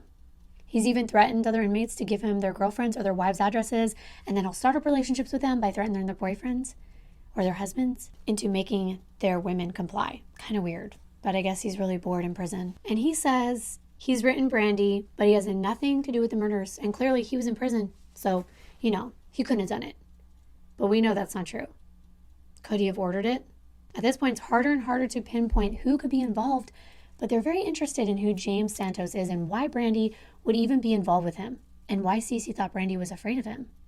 I mean, being in a gang could be one major reason, but what reason would he have to hurt Brandi? That is what investigators want to find out, but for now, it would have to wait, because Brandi, Tamiyah, and Taniyah, and Javonte were being laid to rest. But we will hear about James Santos in just a few minutes. It's not the last of him. The funeral was held on December 5th, and it was an emotional day for everyone. All the little cousins that were crying, being told that they're never going to see their little baby cousins again. This was the first time that Brandi's cousin Abdul had even met the fathers of Brandi's kids. But he saw Henry, and people were motioning like, hey, that's Javonte's daddy. So, of course, he wanted to pay his condolences, as many others did, shaking Henry's hand, hugging him, saying how sorry they were. And they did the same for the twins' dad. Everyone was just trying to make sure that they let these men know how much their children meant to them. Abdul wasn't the only one meeting the kids' dads for the first time. This really was one of the first times they had come around to see their kids. And many of the family members were thinking how sad it was that it took a funeral to bring them out for their kids. But still, they were the fathers, so respectfully, they made sure to acknowledge that. But what was really apparent was the feeling like there was no closure. Like the killer is still out there, that the killer could even be at that funeral for all they knew. And it just felt like they had not really had a chance to grieve the loss of their loved ones. They were still waiting on DNA results. They thought that it would come back in days, and the days turned into weeks, and the weeks into months. After that funeral was over, the detectives were back at square one, with the family begging for answers. They still didn't have a suspect. And the next step was to locate Brandi's cell phone. This was important, as it would be for any one of us. Brandi used her cell phone constantly. It was her lifeline. Her phone was not located at the crime scene. And they know people have been trying to call her, and they were not getting any answers, so detectives want to know all the details, all the numbers that were incoming and outgoing. And unfortunately, back then, it might be quicker now, but back then, it took a while to subpoena these records, but they finally get them from Sprint Phone Company. They need to go down the list in the days before Brandi's murder and connect each number with who it belongs to, as well as gather a timeline of the last time Brandi used her phone and who she was talking to. And this is huge. Actually, phones, they have become more and more important as time goes on. Nowadays, GPS coordinates are used in almost every case. For example, when the Idaho murders took place, you can bet, like I said, one of the first things that detectives are probably doing was getting tower records, because that is a surefire way to find who was in that area. If their phone was pinging there, who are they and why were they there? Especially at the time they suspect the murders occurred. Phones give away killers' locations all the time. It was vital in the Chandler Halderson case that I did. He was not smart enough to realize how much data police can pull from your phone, even if you erase it. Doesn't matter if you erase a text message, by the way. But in Brandi's case, they were merely going by the numbers which called her, which came into her phone, and which numbers she called. They also wanted to know when Brandi's phone was active and then inactive. So let's start after Brandi was seen for the last time, November 19th. We know that she was seen around 5 p.m. She went to Burger King with the kids. They came home. The kids were seen playing outside. And if you're following, follow this, because I like the details about who called someone, the times. I get really into it. I'm not going to lie. From 6:11 to 6:52, Brandi is on the phone with her mom. And at 6:53, she gets a text message from Cece, her across the street neighbor, asking if she wants some food. Her husband, Marquise, was making oxtail soup and mac and cheese. This is when Brandi said, "No, thanks, I'm good." At 7:13 and 7:49 p.m., Brandi's phone is now what they call passive. It's still receiving notifications. This is when the phone is pinging off a tower because of a text or a call. Something like that is coming into a person's phone, but they're not actively using it. They're not scrolling. They're not unlocking it. Nothing. Then at 8:21 p.m., Brandi's phone is powered down or it's dead. And that was the last activity. Now, here's what sometimes bothers me in investigations. They will take these times I just told you, and they will estimate the time of death from them. And I understand the concept. Okay, someone uses their phone the last time at 6:53 and then it dies at 8:21. That doesn't literally mean that they died at 8:22, let's say, or that they died between those times. We know it's way more complicated than that. However, remember these times because more evidence is going to be uncovered. Same in the Idaho case. The investigators say Kaylee and Maddie were making phone calls to Kaylee's ex, Jack, and then Kaylee makes that final call at 2:52 a.m. And that's where that death timeline begins. 2:52 a.m. But really, these murders could have happened any time between the last time a person makes a call to when their body is discovered. Investigators try their best to use forensics to pinpoint the time of death. But as you can see, and you know, our phones really are an extension of our lives. They are that connected. And as they're going through all of the numbers that Brandi frequently calls and that call her, they spot one that they find on a running list of numbers they've already collected. Remember the name Silas Thornton? Okay, he was the guy that Henry said he was bow hunting with the day that the bodies were found. Well, police were given a couple phone numbers for him and they already spoke to him preliminarily. But now, here's his number popping up on Brandi's phone the day of the murders. The day of the murders. So they call him in for another more formal interview this time. He's now a person of interest and he could move into the suspect category at any moment. They find out Silas is also a welder. He has been friends with Henry for quite some time. And they tell him that the phone call on Friday is significant because it's a really long call. And they want to know, what were you talking to Brandi about? And this is when things get interesting. Silas says, that number is from a prepaid phone that I bought from Walmart and I lost it. He kind of goes into this long-winded story about he and Henry being on a trip for work and they stayed at his sister's house because they wanted to save money instead of getting a hotel. And then one night while Silas's sister's cooking, his phone's charging in the kitchen, it falls into the sink.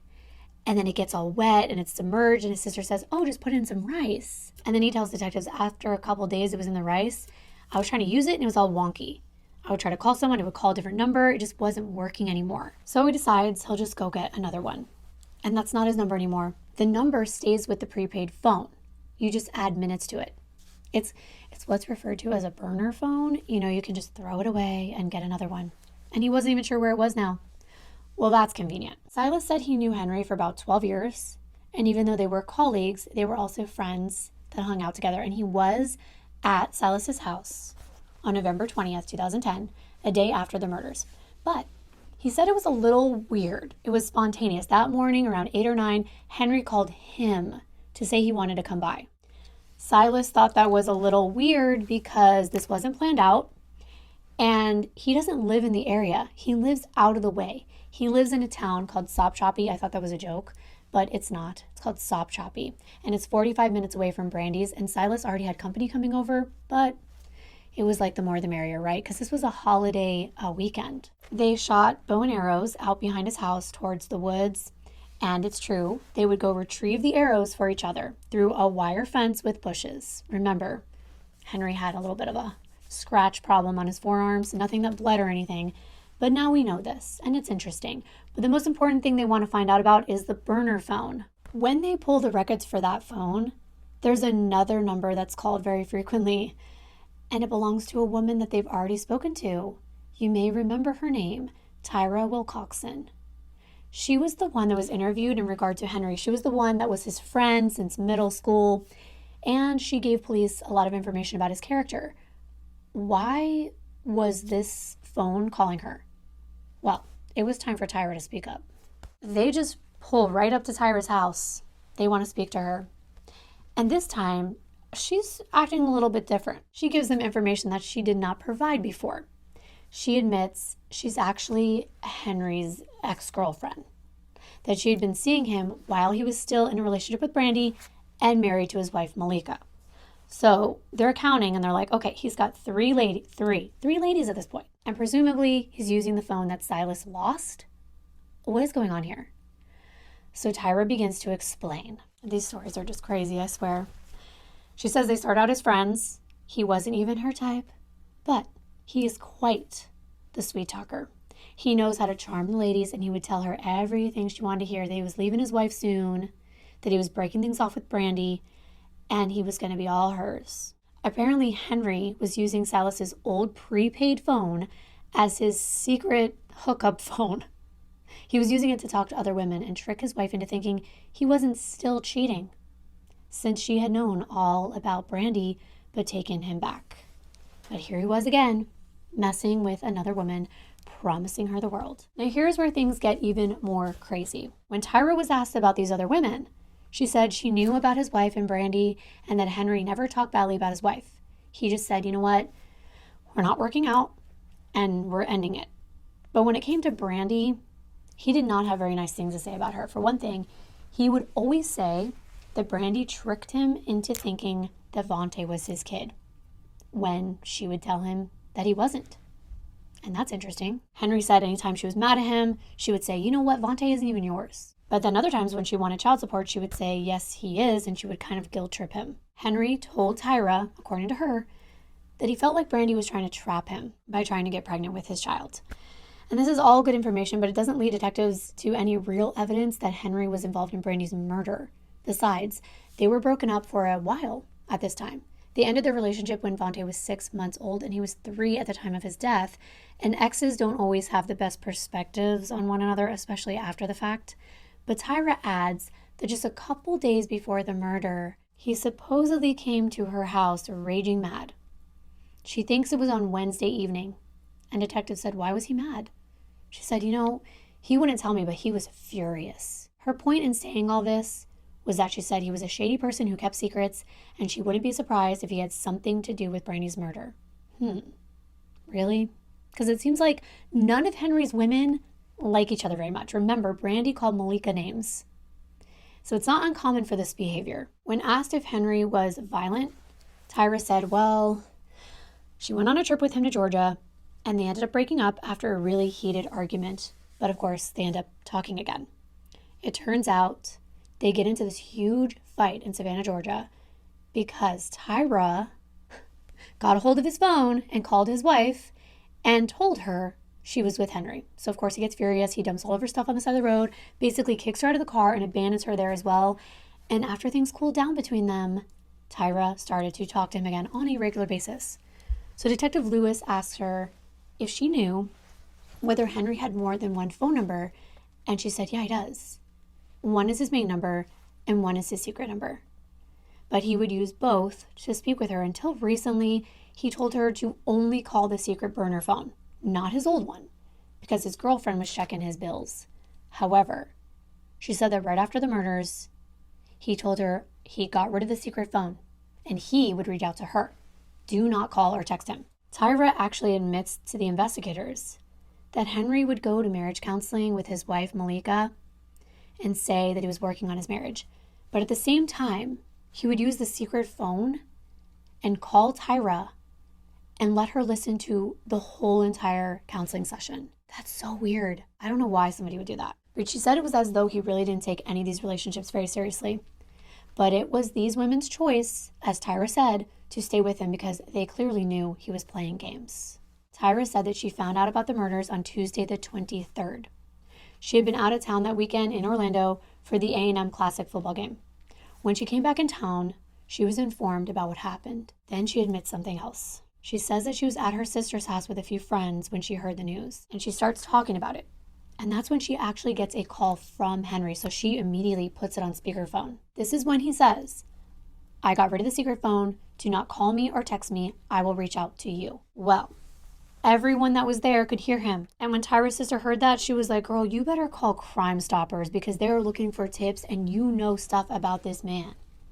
Tyra's sister had kids. Tyra didn't. So her sister was trying to tell her, you need to put yourself in this family's shoes. So that's when Tyra went online and anonymously filled out a Crime Stoppers form, telling them any suspicious information that she could think of. That's why she thought the police were there. She thought they came over in regard to the Crime Stoppers tip, but they didn't know anything about that. So that's why she was admitting all of this. She got kind of scared. She told Crime Stoppers the same thing about that Wednesday night, a couple days before the murders, that he supposedly came by without calling, out of the blue, really mad. And she adds He asked me if he could borrow my gun. And she was like, no way. She thought that maybe he was having some problems with someone and she didn't want to be involved. But she did tell him, if I find out about a throwaway gun, I'll let you know, but you're not using mine. This does not sound very good for Henry at all. This was a day or so after Brandi had seen Henry and then texted him about the child support. Remember, he said he went over to her place, gave her some cash, saw his son. But could he be hiding something? Did Brandi say something that set him off? Now that they know it wasn't Silas who talked to Brandi for an hour on the day she died, that meant it was Henry. So what was that call about? Their communication began at 8 o'clock in the morning on Friday, November 19th. There was a phone call to Brandi's phone. The records indicate star 67 was used to call her. If you don't know what this is, and I don't know if people still use it, if you press star 67 and then you just dial the number, it will block your number from showing up on that caller ID. That way, the person can't save your number, they can't call you back. However, it does not block it on someone's phone records. And they can see that it's Henry's secret phone. And it was a 52-minute phone call. And then later that day, between 1:18 p.m. and 1:28 p.m., there's a series of calls with star 67 used again. Then around 2:13 p.m., another call lasting 2.5 minutes. Brandi would not have been able to see who these calls were coming from if she was just looking, but obviously if she picked up and talked to them, she would know who it was, and she knew it was Henry. They know this because after that call ended, Henry's main phone gets a text message from Brandi at 2:19, just a couple minutes afterwards, and it says, "Did you hang up on me? What happened?" And then at 2:27 p.m., that secret phone calls Brandi back. So it's confirmed. The secret phone belongs to Henry. And because of it, his lying and the apparent lack of emotion that investigators thought he displayed in his initial interview, Henry becomes a suspect. Their prime suspect. Here's what they may have been referring to. Okay, look at this. This is probably the lack of emotion. Listen to the way that Henry laughs when they're discussing Brandi and the kids being murdered. What about your wife, Malika? Does she know about? Eventually. Okay, eventually. Do you mind elaborating? Tell me about all that. I don't know, not much to say. She caught me on the phone bill one day. How does your wife feel about you having all these children? If I may ask a personal question. Yeah, she don't like it, but I gotta tell her it's already here. Baby's here. It's not their fault. It's my fault. I slept with another woman and got her pregnant. So you can't be mad at my kids. So she accepts them. She accepts them? Yeah. I mean, Christmas presents, all that stuff. Was she in the hospital when the children were born, all that stuff? Or no? Okay, so She don't accept them that much. Okay. Okay. All right. Like I said, I mean, I don't know. You said she accepts them. I mean, you know. She ain't accept them that much. Okay. This is his own son. And I understand it could be nervous laughter, but I also see why Detective Lewis thought that this was suspicious. Now, remember how they checked Henry's phone GPS and it showed that he was home all day on Friday, like he said? Well, that was his main phone, not his secret one. They look at the time frame of 6:53 on, and between that time, a call came into Henry's secret phone and it pinged off of a tower that was closest to Brandi's house. And I know what you're probably thinking is going on right now, but I always have to note everything.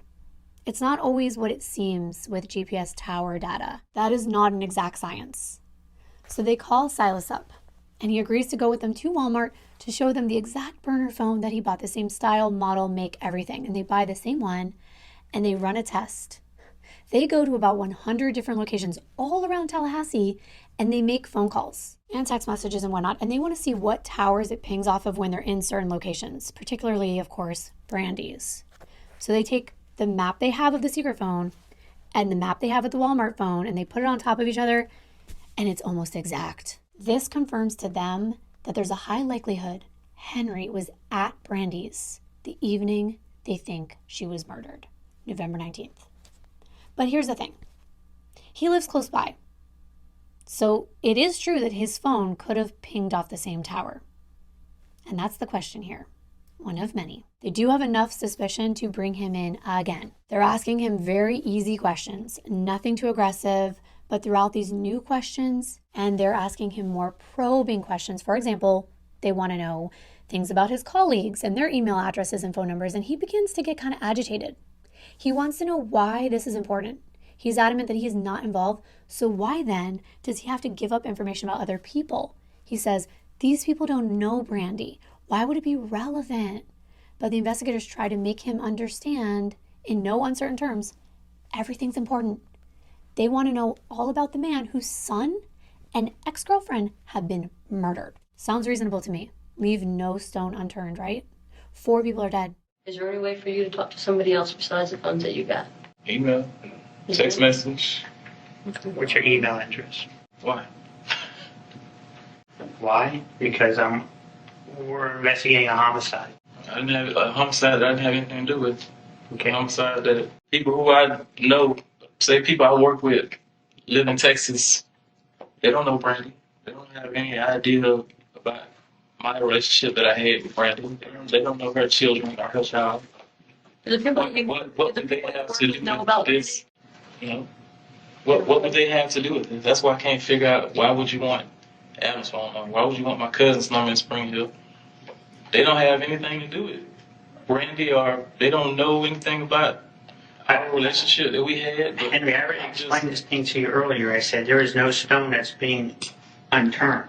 And you're not the only person who's been confronted with these hard-hitting questions, so to speak. It's not right? hard-hitting questions. It's just that I just don't see I don't see where is it going to get you. Because they don't know her. They didn't have any dealings with her, so they're not going to. I appreciate you, and I appreciate that information, but I have to know this.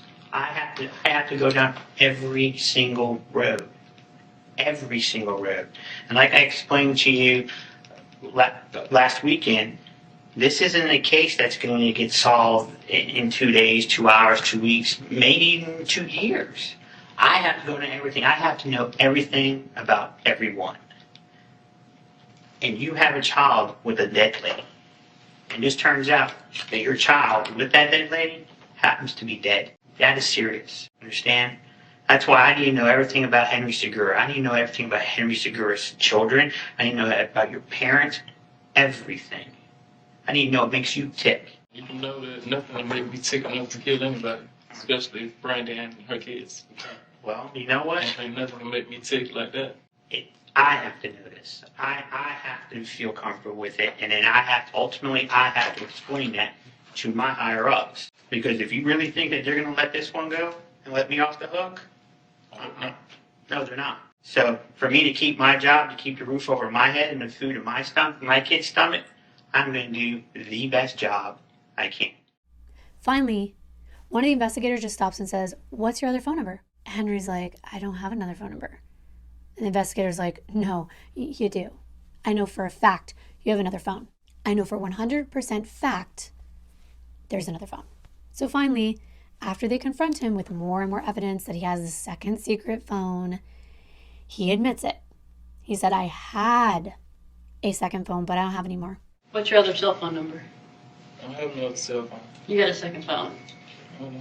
You do have a second phone. I know you have a second phone. Okay. I'm 100% positive you have a second phone. Okay. The reason I'm wondering why, the only thing I don't know is why you don't want to tell us about the second phone. I don't have a second phone. I had a second phone. I don't have one. However, he does give them a number, and they match it up to the number of the secret phone. He tells them he threw it away because he doesn't need it anymore. He admits he used it to talk to friends and other females, but he doesn't think it's relevant to this case. Why expose who his side girls are? They're not involved. He says, "I was talking to girls in Texas, Atlanta. What do they have to do with Brandi?" He doesn't want them to be calling them up, bothering those women and their families, but he says if there's anything that he can personally do to help with the case, he is there for them. Well, where was the other phone? What's the other phone number? 408 something. I don't even remember it by heart. Okay. I didn't know it. I don't have no phone. I got rid of the phone. What'd you do with it? I mean, Throw it away. why'd you throw a phone away? So I don't need it. Is that the phone you used to talk to other people? Yeah. Who are you talking to? I said nobody.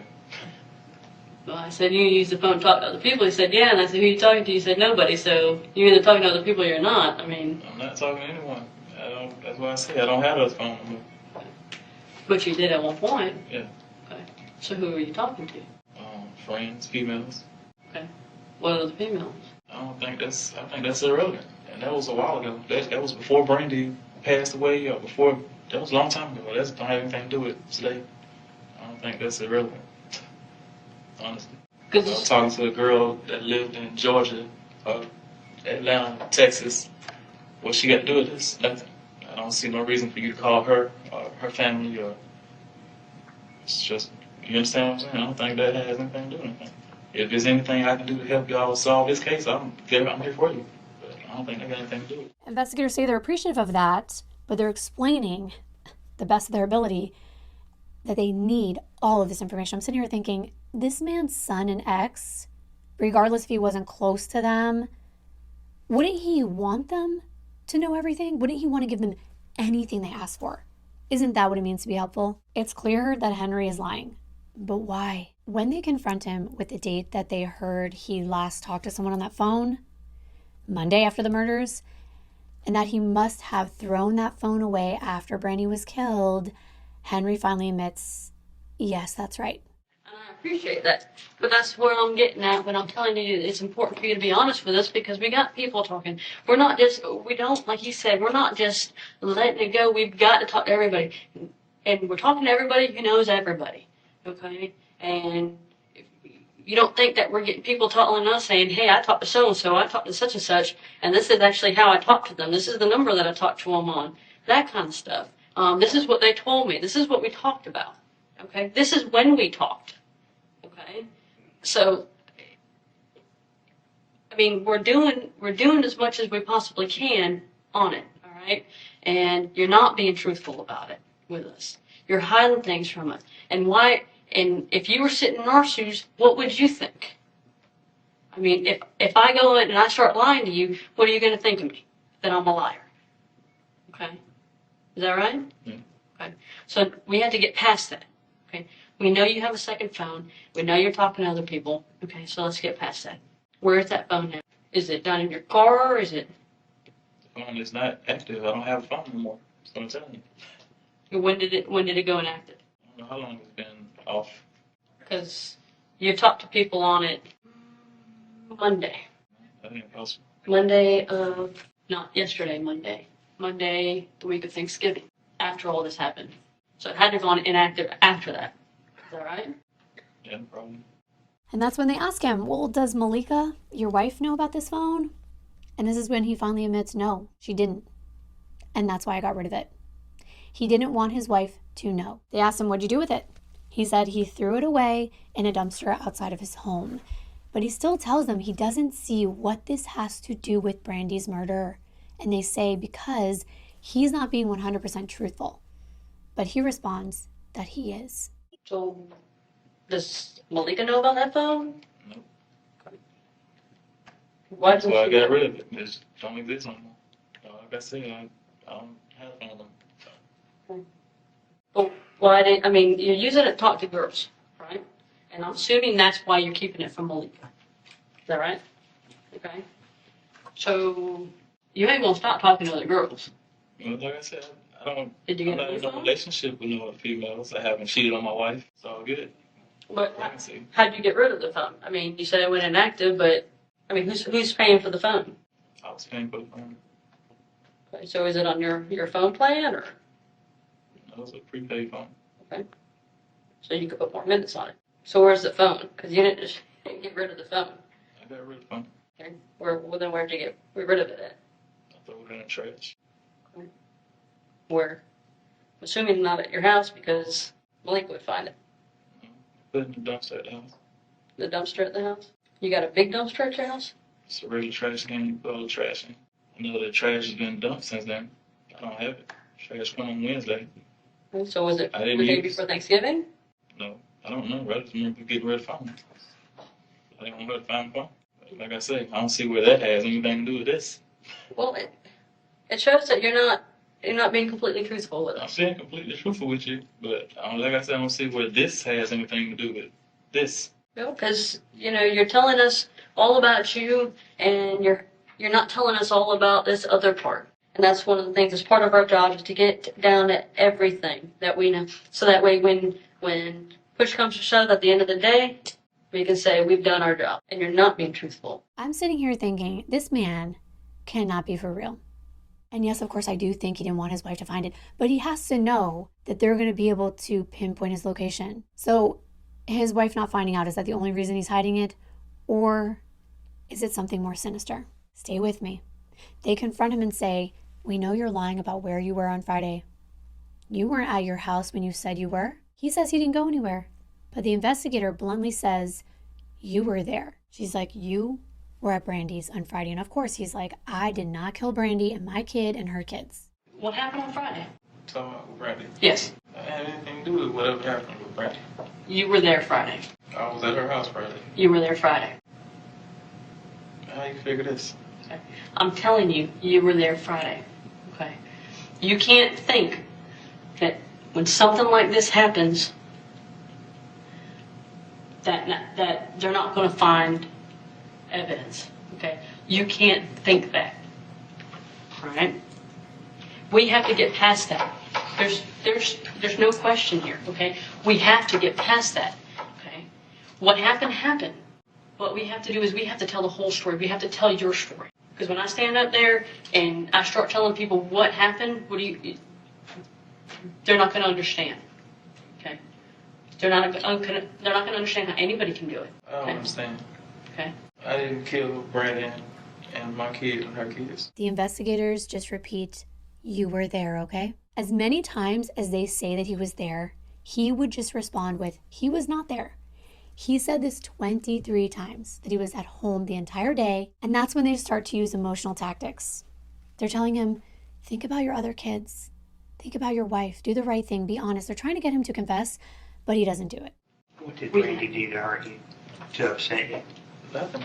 Just it. Nothing. You wasn't upset with each other or nothing. You were there. We have to get past that. Okay? You were there. I wasn't there. You were Not there. Friday. No, I wasn't. Okay, when were you there? Wednesday. You weren't at home Friday. Yes, I was. I'm telling you, you were not at home Friday. You were over at Brandi's on Friday. Like I said, we've talked to a lot of people. We've done a lot of evidence gathering. We've done our jobs.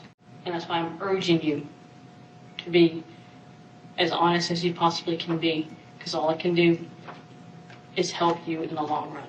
You've got to think about Malachi, and you've got to think about Henry, and you've got to think about Malika, because your decisions today affect the rest of their lives just like it affects the rest of yours. When you're in 10 years from now, when you have to sit back and think about today, I don't want you to sit back and think, I could have changed their life. I could have changed my life. Things may be different if I had been completely honest that day. Because what happens is when people have to sit back and decide what happens to the person who did this, and they have to judge you, they have to determine what happens to you, okay? I didn't do this. Let me finish. Finally, he's just like, you believe I killed somebody? And the one investigator's like, yeah, from what I have on you, I know you had something to do with it. And he says to them, that's not who he is. He doesn't kill people. And if he killed Brandi and the kids over owing her money, what's he going to do? Kill his other children's mother too? All of his bill collectors? He's just going to go around killing people. And after that, he clammed up. He said, I don't want to talk to you anymore. I don't want to answer your questions. And when they asked him why, he's like, I don't feel comfortable with the fact that you guys seem to be railroading me into being someone that killed a lady and her kids, with one of them being my own child. He wants to know if he can go ahead and go home because he's sick of answering their questions. And he's not under arrest, so he was free to go and he left. Well, the thing is, the lies stand out to detectives. This man has lied about numerous things during these interviews. He's lied about relationships. He's lied about his relationship with Brandi. He's lied about a second phone. He's lied about where he was. The biggest lie was about the secret phone. He's clearly got two phones, one that pinged near the actual crime scene. And the fact that he's straight up a cheater, lies to his wife, lies to his girlfriends, lies. It was just all too much. How are you supposed to believe anything that comes out of this man's mouth? You already know you caught him in a number of lies. Something important I want to point out that I think about all the time, especially with the Idaho case. Investigators don't want to just know that someone's guilty or feel like someone's guilty. They want to make sure 100% they can prove in a court of law with all the rules, all the evidence that's required beyond a reasonable doubt that a person is guilty. They need to be able to prove it because they do not get a second chance. So they're not fast to categorize someone as a suspect. They're not fast to close the case. They want to get so much evidence that is overwhelmingly 100% without a doubt true that this person and only this person did this crime. So sometimes when I hear people criticize departments for not doing something fast enough, I think there's a misunderstanding about this process and why they choose to do what they do. If you don't know this, my dad was in prison. I know that I've said this before on this channel, but you might have missed it in other videos. He was in prison for a number of years. I've learned a lot of things about prison culture, about the law, about how things work behind the scenes because of my father. And one of the things he always tells me is that police and the FBI are not going to tell the public what they're doing no matter what. And they even feed the public and the media falsities. They're usually doing something completely different behind the scenes, and it's getting worse because of web sleuths.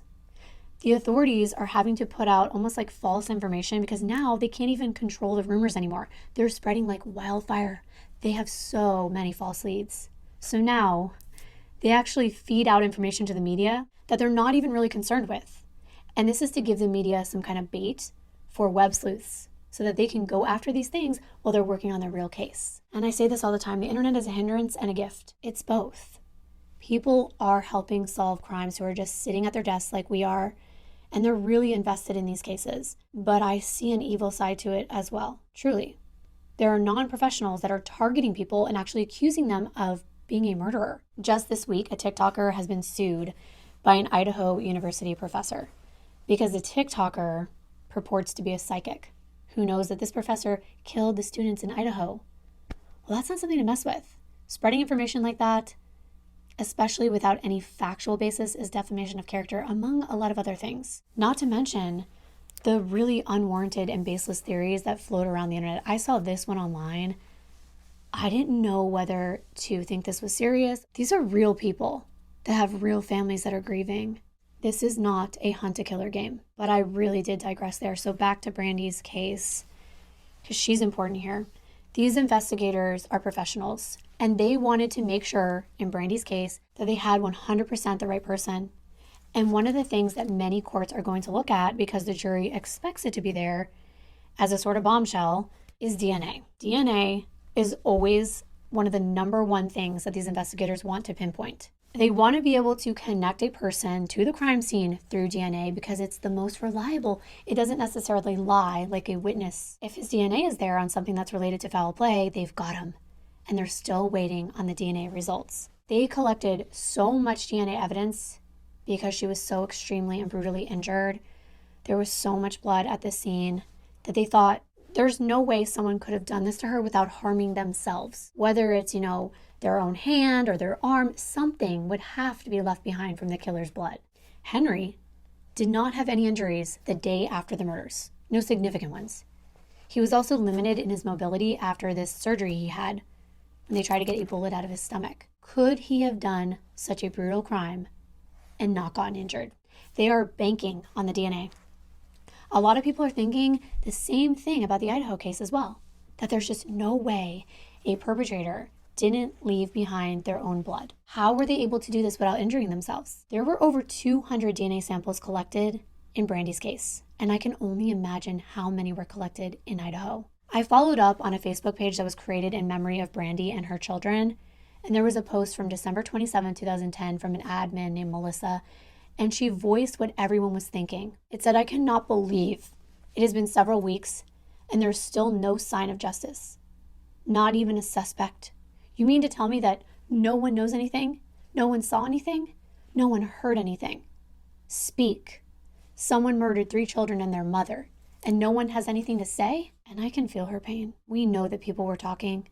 They did hear things, and they did see things, but it wasn't enough. So finally, the detectives get back the DNA results, and it's a surprise. Henry's DNA was not connected to Brandi's murder. That's right. They cannot concretely connect Henry to the crime. And wait until you hear the details of what they did find. That's coming. This case went cold. They truly had no suspects at all besides Henry. But maybe they should have. Were people being overlooked or ruled out before they should have been? Because by August 2011, Leon County Commissioner Bill Proctor was asking for the FBI's help in solving Brandi's murder. It had been over 9 months now, and still no one was behind bars. Now, when I tell you who they finally arrest, it wouldn't be a deep dive if it was as simple as he's guilty beyond a reasonable doubt right away. No, that's why this case was so interesting to me. September 2nd, 2011, almost a year after Brandi and the kids were murdered, the Tallahassee Police Department have a warrant for the arrest of their prime suspect. They made this arrest with the help of the Minnesota Police Department at a lake house out in Lake Jefferson, Minnesota. Who was it that they took into custody? None other than Mr. Henry Segura. He was working a welding job at the time and was out of town, living in a rented home on a lake. But on what grounds was this arrest exactly? Recall, there's no DNA evidence at the crime scene linking him to the crime. No weapons were ever located, no blood evidence found anywhere in Henry's cars, his home, or his clothing. He lived 3 miles away, yet the fact his burner phone pinged off a tower near Brandi's house was one thing. He owed child support, plus retroactive support on top of that for his son. And his ex-girlfriend Tyra said that he supposedly came over in person to ask for a gun before the crime, though there's no proof that that ever happened. And lastly, the nail in the coffin, a friend from childhood. He worked with Henry on welding jobs. His name was Calvin Moore. He came forward and said that just before the crimes happened, he came back in town. He was out of the country working on a welding job. And he told Henry that there was this great opportunity in Afghanistan for 6 figures a year, but he had to have a valid passport. Detectives say that the issue was Henry couldn't owe back child support in Florida, or they won't grant him a passport. This is the detective's theory, that Henry killed not only his own kid, though he didn't even know if it was his or not, because Brandi would say it wasn't from time to time, but he also killed his kid's mother and 2 children that he raised as his own, who weren't even his children, and he wasn't financially responsible for, so that he could get a high-paying job overseas. They theorized he would rather risk going to prison for the rest of his life or worse, face death, because Florida has the death penalty, in order to make money. Listen, I know people have killed for less, but I had to understand more. When this case got to trial, I was blown away by some of the evidence that was and was not analyzed.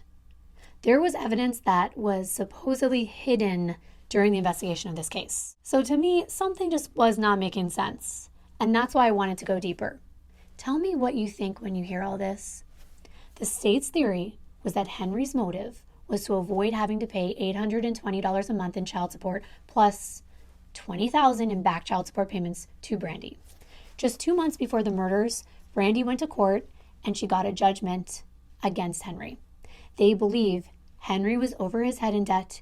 He had a wife and 2 boys at home. He was already on the hook for a daughter in Orlando and was paying $600 a month to that mother, plus $10,000 in back support. So the state believes the last straw for Henry was the job offer from his childhood friend Calvin. That Henry was afraid his passport wouldn't stay valid if he couldn't pay his child support. They concluded Henry was out of work due to his gunshot injury from July, and he was desperate for cash. The detectives did a DNA test, and they did prove that Javonte was 99.9% Henry's son. People said they saw Henry with guns in the past, so the state said he had motive, means, and opportunity. He wanted Brandi dead to avoid paying her. He had a way inside of her home because she knew him, and he was strong enough and had access to a gun to carry out these crimes. While in jail in Minnesota, Henry called his wife Malika. I listened to the recorded phone call. It was a terribly recorded phone call, or else I would play it. She's crying hysterically, and she said that she gave up her life for him. And he responded by saying, well, it looks like I gave mine up for you. And what he says he meant by this was that because he wouldn't admit that he was cheating, he went down for murder. Henry has maintained his innocence. He said that he had no reason to think lying to police about his affairs or having sex with Brandi, you're going to hear more about that in just a minute, would lead to them thinking he actually committed these crimes. He was lying about the phone and his whereabouts and his relationships because he made a promise to his wife a year before this crime happened. A promise he was able to keep for a whole 8 months. A promise never to cheat on Malika again. I briefly mentioned he had another son that passed away prematurely. Well, it was when his son Jalik was born He was only a pound, so tiny, and he prayed to God, saying, "Please, Lord, I will never cheat again if you let my son live." He told his wife about this prayer, and he promised this to her. Well, Jalik was getting healthier. He was alive, and it seemed like he was going to make it. And by that 8-month mark, Henry, he was overcome with temptation, and he slipped up, and he cheated. He thought the prayer had already been answered, and now he went back to his old ways. But only about 3 months later, at only 11 months old, Jalik died. The guilt that he felt inside ate at him. His wife was obviously devastated. They both were. And he thought that if he told her he cheated, it would look as though it was his fault that their son died. His wife, believing that he kept that promise, was so important to him, he lied to police about his girlfriends, his secret phone, and the fact that he agreed to meet with Brandi for sex, but he was adamant he did not murder her or those children. By October 2011, he was back in Florida charged with 4 counts of first-degree murder. And then it seemed like things just got quiet in the news. Once he was arrested, the community felt at ease. The bad guy was behind bars and they could sleep soundly again. But Henry's defense team was working around the clock. They were determined to bring forth evidence that would prove that indeed a man was behind bars, but that's because the state wants a reputation for putting bad guys away, even if the guy they lock up isn't the one who committed the crime. I have to say I was intrigued by this. What was it? What's the evidence that the defense had? Well, in 2014, 2 years after Henry was put away, his defense team brought forth information about James Santos. Remember that name? He's the gang member who is supposedly threatening Brandi from the federal prison, trying to bribe her to marry him. Well, the plot thickens, apparently. Santos said that Brandi used to work for the gang from 2004 to 2007, earning several $1,000s per month, running drugs and guns from Texas, Florida, and Atlanta. By 2010, however, Brandi was caught skimming off the top. James Santos said she owed the gang upward of $90,000. And because of this, he told Brandi her life and her kids' lives were in jeopardy. Was this true? Well, they tracked down a woman who was friends with Brandi during that time frame. It was before she moved to Saddle Creek Run, and her name is Lakeisha. She was Brandi's neighbor, and their daughters were friends back then. And she tells Henry's defense team that Brandi was a drug dealer. Their community knew it, she knew it, she saw Brandi sell cocaine from her house, and she would sometimes make drug runs and sell it to people from her car. She would drive there. She also said that Brandi had her own drug business until she started dating a guy named Kalo, and then he got her into his own drug dealing operation. This was just before she moved to the new house, where she was eventually murdered. Her friend said that once she moved, she no longer sold drugs out of her house. She didn't want to do any transactions out of that particular location. And Lakeisha stayed in touch with Brandi. She even went to Javonte's birthday party recently. There was also rumors throughout the community that Brandi did owe money to other drug dealers. It was said that she bought drugs to sell, but she never repaid the money. Lakeisha agrees to testify at Henry's trial. This was a lot for me to take in. Could it be true?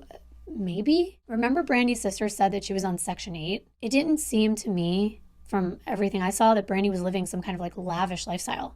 So was she really skimming this money off the top of drug sales? I went back and thought about it, and I was like, well, if it was from 2004 to 2010, that's only like $15,000 a year. So it is totally possible. But where's the evidence?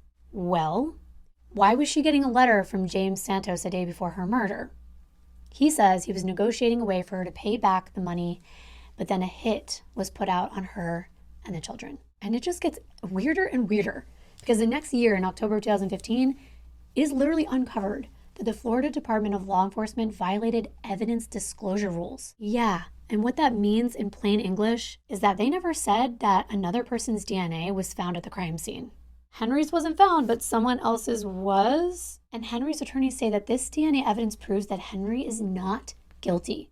The state says, oh, we did not intentionally withhold that evidence. But because it was withheld, Henry's trial was delayed. They have to give the defense time to analyze this new evidence. However, Henry's defense said, you sat on this evidence that was obtained by the FBI for 2 whole years. This DNA that was found was from an international drug trafficker named Angel Antonio Avila Quinones. Basically, when the FBI got on the case, they tested the evidence at the scene, and they didn't get a hit until 2013 when they found a partial match in their database. A match to this drug trafficker. So they go back to the Florida Department of Law Enforcement and they say, you know what? We recommend that you get an additional sample from this Colombian drug runner, but instead, a woman named Karen Martin, the chief of forensic services at the Tallahassee Crime Lab, made a call not to follow what the FBI said to do. Not only that, she ordered that her team not disclose this match to the attorneys or the investigators working on Brandi's case. Why?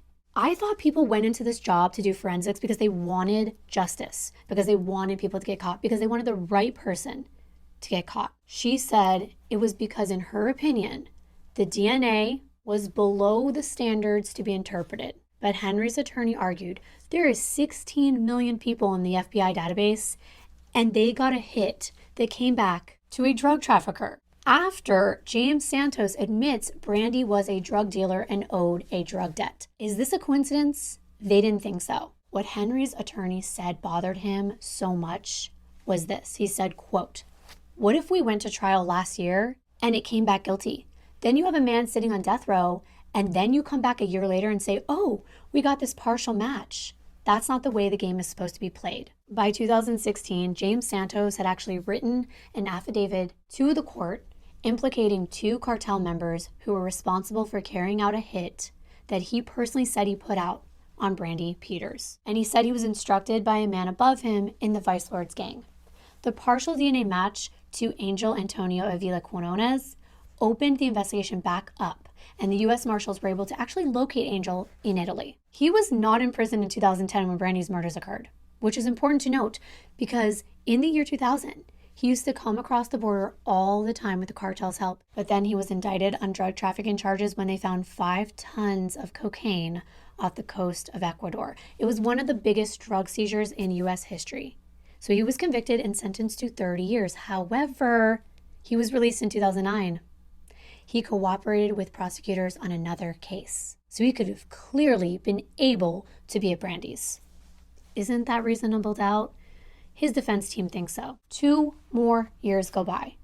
And you're probably getting tired of this, but 7 judges and 9 delays later, it's 2017, and Henry's trial was still being delayed. He ended up being the longest serving inmate in Leon County Jail in history. The judge had ruled that James Santos's affidavit could not be used in court because he wasn't a reliable witness. So of course the defense fought this, and finally after a pretrial hearing in the summer of 2017, they were allowed to use this affidavit in trial. James told the judge that Brandi was working for Los Zetas, a Mexican cartel, which by the way is the same one that Angel was working with, and that Brandi had taken upward of $90,000 worth of cocaine over the years from her drug shipments.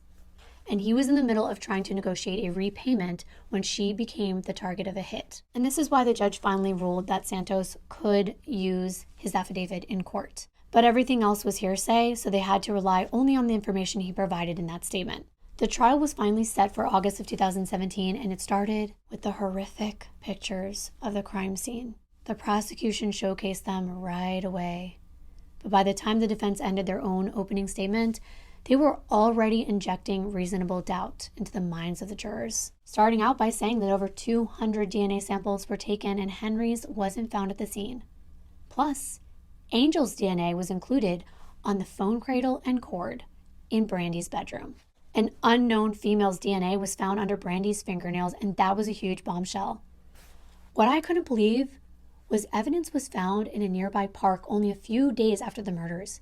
It was found right here, right behind Brandi's house on a straight path through the woods behind her home, out the back door that we know could have been locked from the outside by the handle and then closed. This evidence at the park was never followed up on by investigators. Why not? Bleach, latex gloves were all found in this park, among other things. I watched the entire trial. This was the first time Henry Segura spoke. He took the stand in his own defense. There's so much I wish I could tell you because my mind was going back and forth. Defense, prosecution, defense, prosecution. It had my head spinning. It was a real whodunit. Or was it? Most of the information I've told you has come from me listening to the witnesses, and I pieced everything together in the timeline. But you haven't heard from Henry. You haven't heard from him about what he says really happened that November afternoon in 2010. And I wish I could play you the whole entire testimony, but I really want you to just listen and follow along. I'm going to tell you everything that's important. But remember, this is Henry's version. You ready for this? Here we go. Henry explains to the jury that after he and Brandi officially broke up when Javonte was 6 months old, they were still seeing each other physically, but they were not in a committed relationship. Anytime he would go out of town for work or he would come back, he would stop by her house, and she wasn't the only one. There were at least 3 women that he was seeing in Tallahassee alone. And those were the ones that were ongoing relationships. There were a lot more of them that were just one-time things.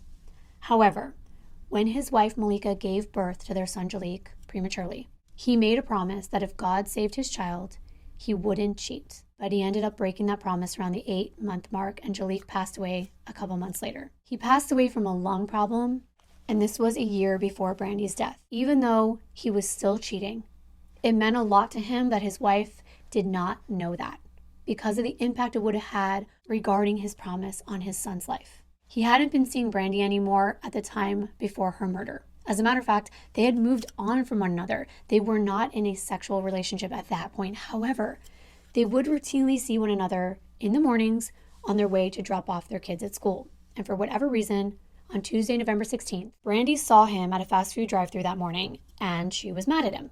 She was asking why he never comes see his son, and she wants money for child support.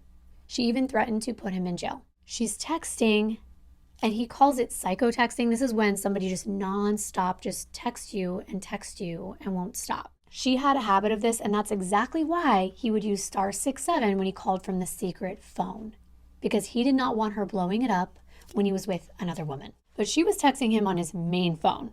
So he took screenshots of these text messages and he sent them to Malika to show her how bad the texts were. He was trying to decide what course of action to take, and because if his wife did end up checking the bill, now he could show why he was texting with Brandi. So he decides the best thing to do was to go over there the next day and smooth things over with her, to say hello to his son and to give her some cash. So he says that he texted her and he made plans for Wednesday the 17th. He comes over, they talked, he played with Javonte, then they talked about the child support. And he assured her that it would come more regularly as soon as he got a bigger job. He was getting these short jobs lately, but as soon as he got back on his longer jobs, it would be no problem. He says everything was fine after he left. She even reached out to him on his main phone via text, and both the prosecution and the defense do not dispute this. They have Brandi's text message. She reaches out the next day on Thursday the 18th and tells Henry, quote, "Man, you look good yesterday. If you weren't my baby daddy, I would have hooked up," end quote. Well, being who Henry is, he takes that as a prime opportunity for sex. That's why he says they were back texting again in the days leading up to her murder. They were planning to hook up. He wanted to come over that day, but Brandi was busy. So they made plans for the next day, the day before she was set to leave town for a week in Tampa, Friday the 19th in the afternoon. Remember, the investigators had phone records from that day. The burner phone that used to be Silas's talked to Brandi for an hour the day she was murdered. That was true. He called her and they talked. He told her he would come over that afternoon, and she said, "Okay, just come through whenever." Now the thing is, he lives close by, but his sister also lives even closer. She lives around the corner from Brandi, and he was not trying to get caught cheating, so he doesn't drive up to Brandi's driveway. His truck is very unique. It has aftermarket parts. He likes to fix up cars. People know his truck. Instead, he routinely used a church parking lot right here where he would park his truck and then walk down Jim Lee Road. Then he would peek around the corner to see if Brandi's car was there before he would walk up. That day he says he got there around 2 p.m., but when he walked down, her car wasn't there. She wasn't home. So he called her, and she said she was out with her mother and they would be back soon. Now we know from Monica, Brandi's sister, that Brandi and her mother had stopped by Monica's house that day. Well, meanwhile, Henry says he walked back to the church, got his truck, went to his sister's house to pass some time. He tells the jury he was there probably an hour, and Brandi called again. She said, "I'm going to go pick up the kids, and then come meet me. He went there around 3 o'clock. He parked his truck. He did the whole thing again at the church. He walked down, but that's when he spots her mom's SUV. It's a white and brown Tahoe. That was in Brandi's driveway, and her mother was not a fan of Henry. She didn't like the fact he was married and still messing with Brandi. So he steered clear. He turns around, hightails it back to the church parking lot, gets in his truck, and listened to music and watched videos for another 45 minutes, an hour or so. Finally, he actually sees Brandi's mom's SUV drive down Jim Lee Road right here. After the car is out of sight, he gets out of his truck and he walks over to Brandi's. He says he knows that this was at least 5 o'clock or a little bit afterward because he called his son to see if he was home from an after-school event that ends around the same time. Once he was at Brandi's, they had sex. He said it did not take long. It was maybe 20 minutes. And he remembers the kids were across the street playing at Cece's. Now, he does say, and I think the reason he says this is because, usually they find semen in certain places. They asked him, did you use a condom or not? He said, yes, I definitely used a condom. And they said, well, where did you put it? And he says, I don't know. Brandi did something with it. She was the one that took it off me. So that was that. He said after they had sex, the kids came back and Javonte said hi to him and the girls were coming in and out from Cece's and other places in the neighborhood outside, but his son stayed and they watched some TV together. He also said that Brandi was on the phone at this time, and according to the records I saw, this could have been the call that she made to her sister at 6 p.m. because Monica testified that they talked that evening. Henry says that Brandi decided to make some food and they ate and watched TV together. Finally, Henry tells her he's got to leave. And this was around 8 o'clock. And she told him, well, it's about time because I got company coming over. And she was kind of insinuating it was a guy. And they had a little laugh about it. And then he left. He said it was maybe 8 o'clock, a little bit later. He says he went home and he never went back over there. But he admits he lied and lied and lied about this and a lot of other things because he didn't want Malika to find out. He didn't realize the lies to cover up his cheating would lead to him being arrested for killing Brandi because he didn't do it. He wasn't thinking that it would incriminate him because he knew he didn't commit murder, so he was simply thinking he was lying about talking to Brandi, and that was going to save face with Malika. That's it. I told you about the first phone call that he made after being arrested. Malika was crying, and she said she gave up her life for him. And he said, well, I guess I did too. This is when he told them what he meant by that. If he had just admitted he cheated, then he wouldn't be in jail. What about his phone? His main phone. Well, according to him, he would routinely leave his phone at home when he went to cheat because Malika somehow knew where he was anytime he left home with the phone. She would get into any account he had, so he would only bring his secret phone. He would also delete text messages on his main phone from Brandi and other women because he didn't want Malika to see them. Both sides do agree that Henry is home by 9:30 p.m. It's kind of late if he only lives about 5 minutes away, right? But they pinpoint this because of the activity on his main phone. The activity was passive the entire time he was gone, and that's because he left the main phone at home.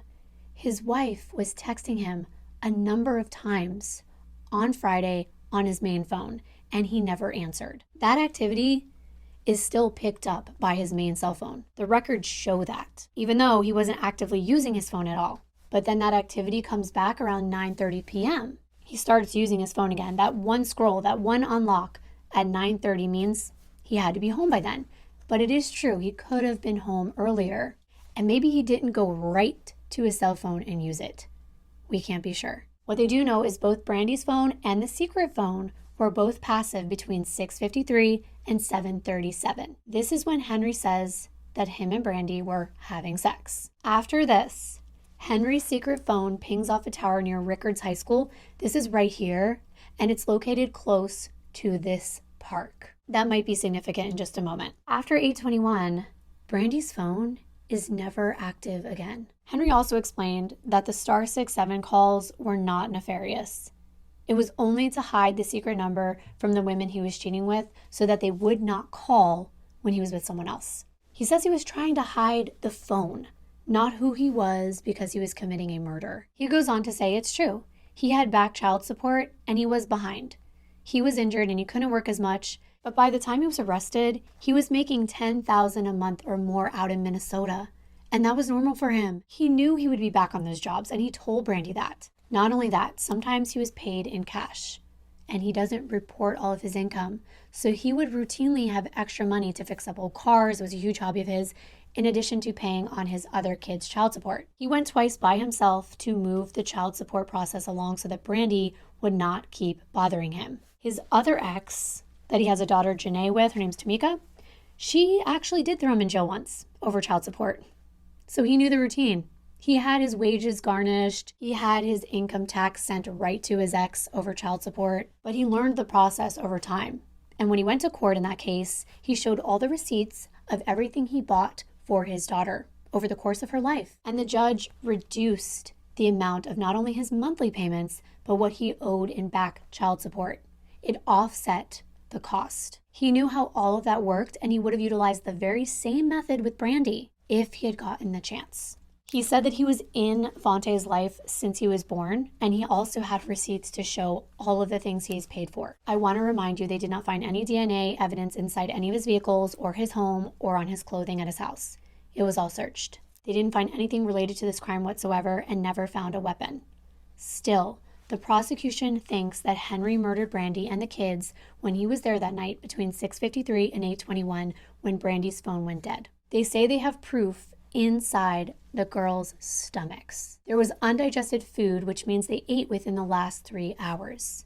Since Brandi was last seen at 5 o'clock and the girls were eating Burger King around that time, according to Cece's son, Artron, they had to have been murdered, in the state's opinion, between 5 and 8 p.m. However, there's evidence to rebut this. Remember the text message from Cece to Brandi at 6:53 asking if she wanted any food that her husband Marquise made? Well, Marquise sent a plate over there anyway, even though Brandi didn't take them up on the offer of coming over to eat. However, Brandi's kids were over their house eating. Marquise says he was done cooking around 7 p.m. and that the girls ate mac and cheese. So they did have something to eat after 5 p.m. Henry said the kids were back over at Brandi's before he left at 8 o'clock because he saw them. So when were they really murdered? One of them was found wearing pajamas. The other one was in school clothes and sandals. And Javonte was found with pants on but no shirt. So it's really hard to tell if it was 8 or later. If one of the little girls was dirty from playing, maybe she changed into her pajamas before the other twin did. There were at least 3 people who saw 2 cars other than Brandi's in the driveway that night. One was Marquise around 8:30 after he dropped food off to his dad.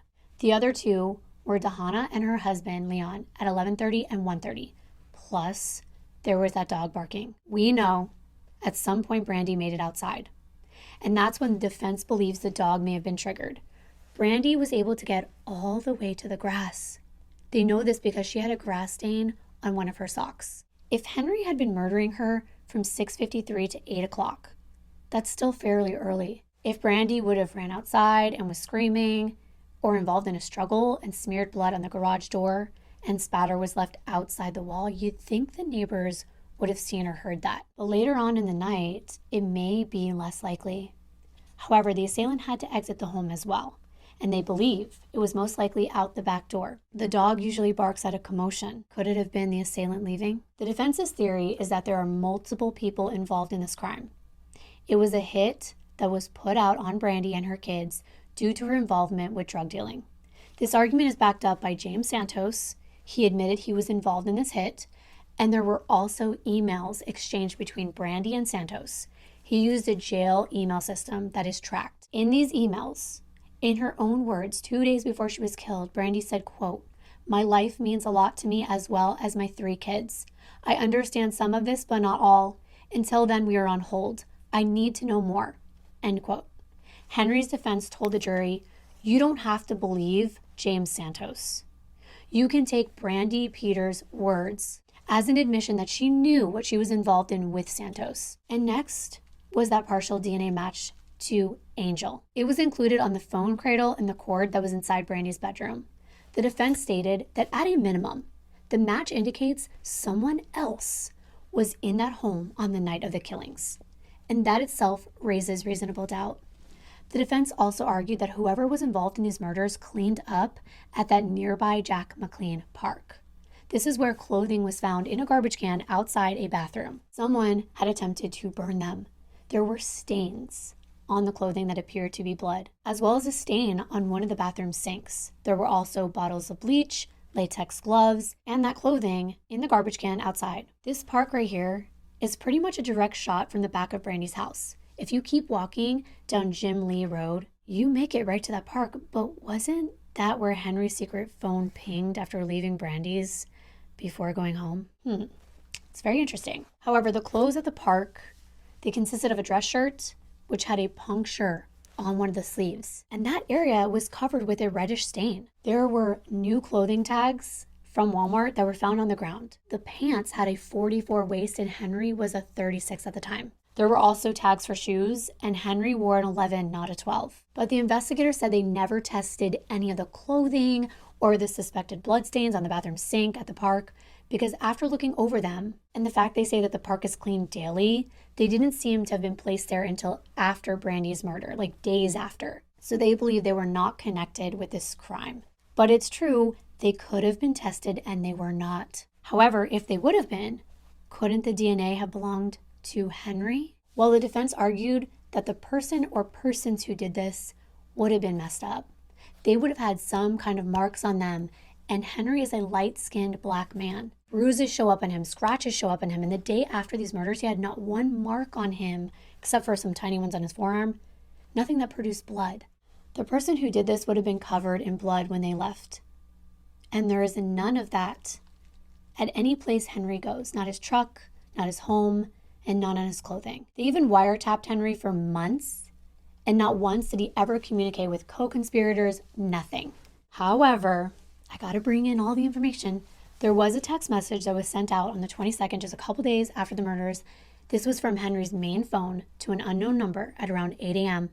Henry texts, "Are you up?" Then again at 11 a.m., he texts the same number, and this is what he said, quote, "I wasn't sure how to say it on the phone, but I just wanted him to come get this car. He don't have to give me nothing for it. I just want it gone," with 3 exclamation points. So why was he trying to get rid of a car this quickly? It's kind of interesting. Now, the rebuttal to that, by the way, just so you know, was that he did this on a regular basis. He would always flip these cars. He would get them, he would fix them up, and he would get rid of them. However, in this case, he does admit the car he was referring to was stolen. And with everything else going on, he didn't want to be caught up in that, since the police were talking to him and whatnot. Like I said, you're going to take it all in, and you're going to decide what you believe. We're almost done here. But now, about Brandi's wounds. The gun was never found, and there seemed to be various marks on her that looked as though they came from a lot of different objects.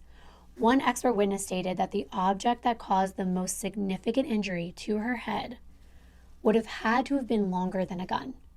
That it was more like a crowbar, for example, something that would be really heavy and would swing and was long enough to create blood spatter 10 feet up a wall. But the state argued that a strong person could have possibly used the handle of a gun and smashed it down with such force that it could create those marks as well. However, this expert witness said that he had never in his career seen a gun be able to make blood go up that far because it was a smaller object. However, it was possible that the smaller marks could have been made by the barrel of a gun, a trigger, or a handle being smashed into her. This still doesn't explain the female DNA underneath Brandi's fingernails. And you may be wondering about the red shovel. It's long. It looks heavy. Why was it there? Well, it contained no DNA on it. It seems to have been put there after the murders. An expert witness for the defense, he's a gang consultant. His name is Jesse De La Cruz. He said that the spade was a calling card. It's left behind by the cartel. The ace of spades is a known death card, and they leave it behind. So he believes that the garden spade, or this shovel, was left as a signal not to the police, but to the underworld, to those involved in trafficking like Brandi had supposedly been involved in. To him, it was a message not to mess up, or this will happen to you. He also had a theory for why female DNA was underneath Brandi's nails. He said it's not uncommon for cartels to send a woman to knock on the door when they're orchestrating a kill. When the target of the hit would answer the door, the men would run in. So this could have happened as soon as Brandi opened her door. He said they could have even threatened a woman that knew Brandi and sent her to knock on the door. Nevertheless, when things went down, Brandi was not afraid to put up a fight. And she ended up scratching this woman's skin and leaving behind this female DNA. At the very least, the defense was arguing there wasn't just one person there. The last thing that this gang consultant sadly said, and that he wanted to explain that really got to me, but it is the truth about the cartels. He said that the way that Tamiyah was killed versus the other two is common. Gang members will kill a person's child in front of them as revenge. They would make a mother watch. And he theorized that's why Tamiyah and her cause of death was related to the firearm, whereas the other two were drowned. Before the defense rested, they had a witness tell the jury that Henry kept his son, Javonte's, obituary on his dashboard of his car after the murders. And sure, he did lie, and he's always been unfaithful, but he loved his kids. But court records show that Henry had been arrested 8 times since 1996, including an arrest for beating one of his girlfriends and another arrest for beating a pregnant woman. But this was not allowed to be presented at trial. After both sides rested their cases, 15 hours into their deliberations, the jurors indicated to the judge that they were at an impasse on reaching a verdict. But the judge said, keep trying. And 4 hours later, they still could not agree whether or not Henry was guilty. It was 11-1 for an acquittal. The judge declared a mistrial, but it doesn't end there. A mistrial means they have to do all of this over again. And they did 2 years later in 2019. I watched that trial too, and wow. It was almost exactly the same. All the same witnesses, all the same evidence, except the second time, Henry's defense team made a decision that may have sealed Henry's fate. Henry's defense attorney, Nathan Prince, he talked to many of the jurors after the first trial, and he knew who the holdouts were. He had this new strategy that if he had a smaller jury, he could hopefully weed out the ones who would vote guilty. So he decided on a 6-panel jury instead of 12. The point that the attorney tried to drive home was how much foreign DNA was all over Brandi's house. And not just all over, but in places where it was connected to this crime, like under Brandi's fingernails. But the other issue is that they were not able to get certain things in, like a key witness, the hairstylist, Miss Douglas, that Henry visited, the one that told him what happened. Well, her testimony was blocked by the state. And the defense said that was a strategy. But the most compelling witness was Mr. James Santos himself, the person who actually admitted that he was responsible for orchestrating the hit on Brandi and her family. He took the stand this time, not just by affidavit. He sat there and spoke to the jury. That might have been a bad thing, for Henry at least. He said that he met Brandi in 2000 through Kalo, her boyfriend at the time, and that Brandi had been involved in transporting narcotics for him. He would tell her to pick up a car from Tallahassee and drive it to Texas or Atlanta or Chicago. He still directed his trafficking from prison once he was actually indicted. When it comes to Brandi being killed, James says an associate in the gang told him that because James brought her into the organization, he was responsible for her. James was connected to the Los Zetas cartel in Mexico, and the man that headed up the Mexico connection between Colombia was Angel Aviles Quinones, the man whose DNA was found in Brandi's bedroom on her phone. James Santos said he got guys from Texas and Atlanta to help carry out the hit, and those guys would figure out who would help them. He said that 7 people were supposed to be involved in carrying out this crime. James wrote Brandi a letter almost every day in the 10 days leading up to her murder. He says that the letters were coded, so to the naked eye, it seems almost like it's incomprehensible. But what he was trying to say was that the business was still being conducted and money was still owed by her. And if she could return $50,000 and make one more trip with a car that was waiting for her in Atlanta, the debt would be paid. He was also corresponding to her through email, but not on his account. He was using another inmate's account, and in those emails, he references the $50,000 and the Mercedes. However, he admits to the jury that even if Brandi would have done what he said, she would have still been killed because she could not be trusted. He was just trying to recoup some of that money. But apparently James Santos has made a lot of inconsistent statements over the years, and he wasn't always admitting it was him. But he said he didn't come forward 100% before because he did not want to be charged with her murder. Also because his organization thought that because he brought her in and vouched for her, he may be involved in the theft. So he had to prove that that wasn't the case before he could 100% come forward. The thing is, he got a little weird when he was being cross-examined by the state. He still answered all the questions, but he would smirk and smile sometimes, especially when the state asked him, how tall was Brandi? Was she taller or shorter than you? How old was she? He said he couldn't remember, that the last time he saw her was in 2000 or 2001. But he seemed flustered here and there, and I could see that. That's my perspective. He seemed off, especially when the state kept pressing him on where he stashed money. he would laugh. And I don't know if this was like a nervous laugh because the question would have put him in like a weird situation or harm's way. But the biggest argument to rule out his testimony was when the state claimed to the jury that James suffered from a personality disorder. He had grandiosity, he lied about doing things that he didn't really do, and that he didn't really have Brandi killed. But the defense said they had him tested by a psychologist, and that psychologist said he was of sound mind and he didn't have any mental disorders. And James said that his objective was to just clear his name with his organization. He wanted to prove he was not involved with the theft and that he took care of the issue. But the state really drove home their argument that James was not a reliable witness. They pointed out all of the inconsistencies, and they even brought up that psychologist. Apparently, that psychologist who had cleared him came back with a new report that said, yeah, okay, he's competent to stand trial, but he lies about a lot of things like where he was born, what degrees he had. And ultimately, the doctor's opinion was that James Santos displayed significant immaturity, narcissism, grandiosity, resentment of authority, and repressed hostility and anger. And all of this was consistent with delusional disorder of grandiose type. And this is what the doctor said: "It's my contention that the inconsistencies and his grandiose claims across time and context can be best explained by history of deceitfulness and indicated by repeatedly lying, use of aliases, and conning others for his own personal profit and pleasure." And all I have to say to that is, I'm not a professional, but we're dealing with a criminal. Isn't that kind of expected? Both sides rested. Then after 3.5 hours of deliberation, the jury of 6 came back with their verdict: guilty on all 4 counts. Henry was not sentenced to death, even though it was on the table. Henry had said that whoever is responsible for these crimes deserves the death penalty. Henry stated, "If they think I'm guilty, they should sentence me to death." The 4 women and the 2 men recommended that Henry be sentenced to life in prison instead. When the verdict was being read, Henry sat with his head down. He just scribbled something on a notepad and whispered to his attorneys, one of which was holding his hand.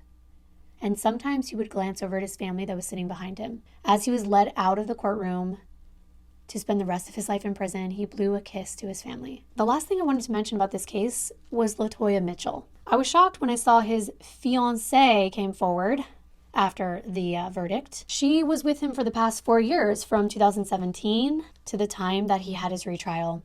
Apparently they were high school sweethearts that reconnected through his time in jail. What happened to his wife Malika? I don't know, but LaToya was stunned that Henry wasn't coming home. She said that she is convinced he is not guilty. She even made him a house key, expecting him to be acquitted. She doesn't believe that justice has been done. Last year, November 2021, an appellate court upheld Henry's murder conviction. They said there was significant evidence of Henry's guilt. Judge Robert Long Jr., Harvey J., and M. Kimbyrleigha Thomas wrote in a 4-page opinion that they disagreed with the defense's theory and that James Santos was a mastermind behind the theory. This was a long case. What do you think about everything that you've just heard? And wow, thank you so much for listening to this. I know it was long and convoluted and so much back and forth. But through all of this, at the end of this video, I hope that you will always remember, and if you want to do it on Valentine's Day. That was Brandi's birthday. That we always remember Brandi Peters, her little daughters, Tamiyah and Taniyah, and little Javonte. Thank you so very much for watching yet another one of my videos. I will see you in my next one.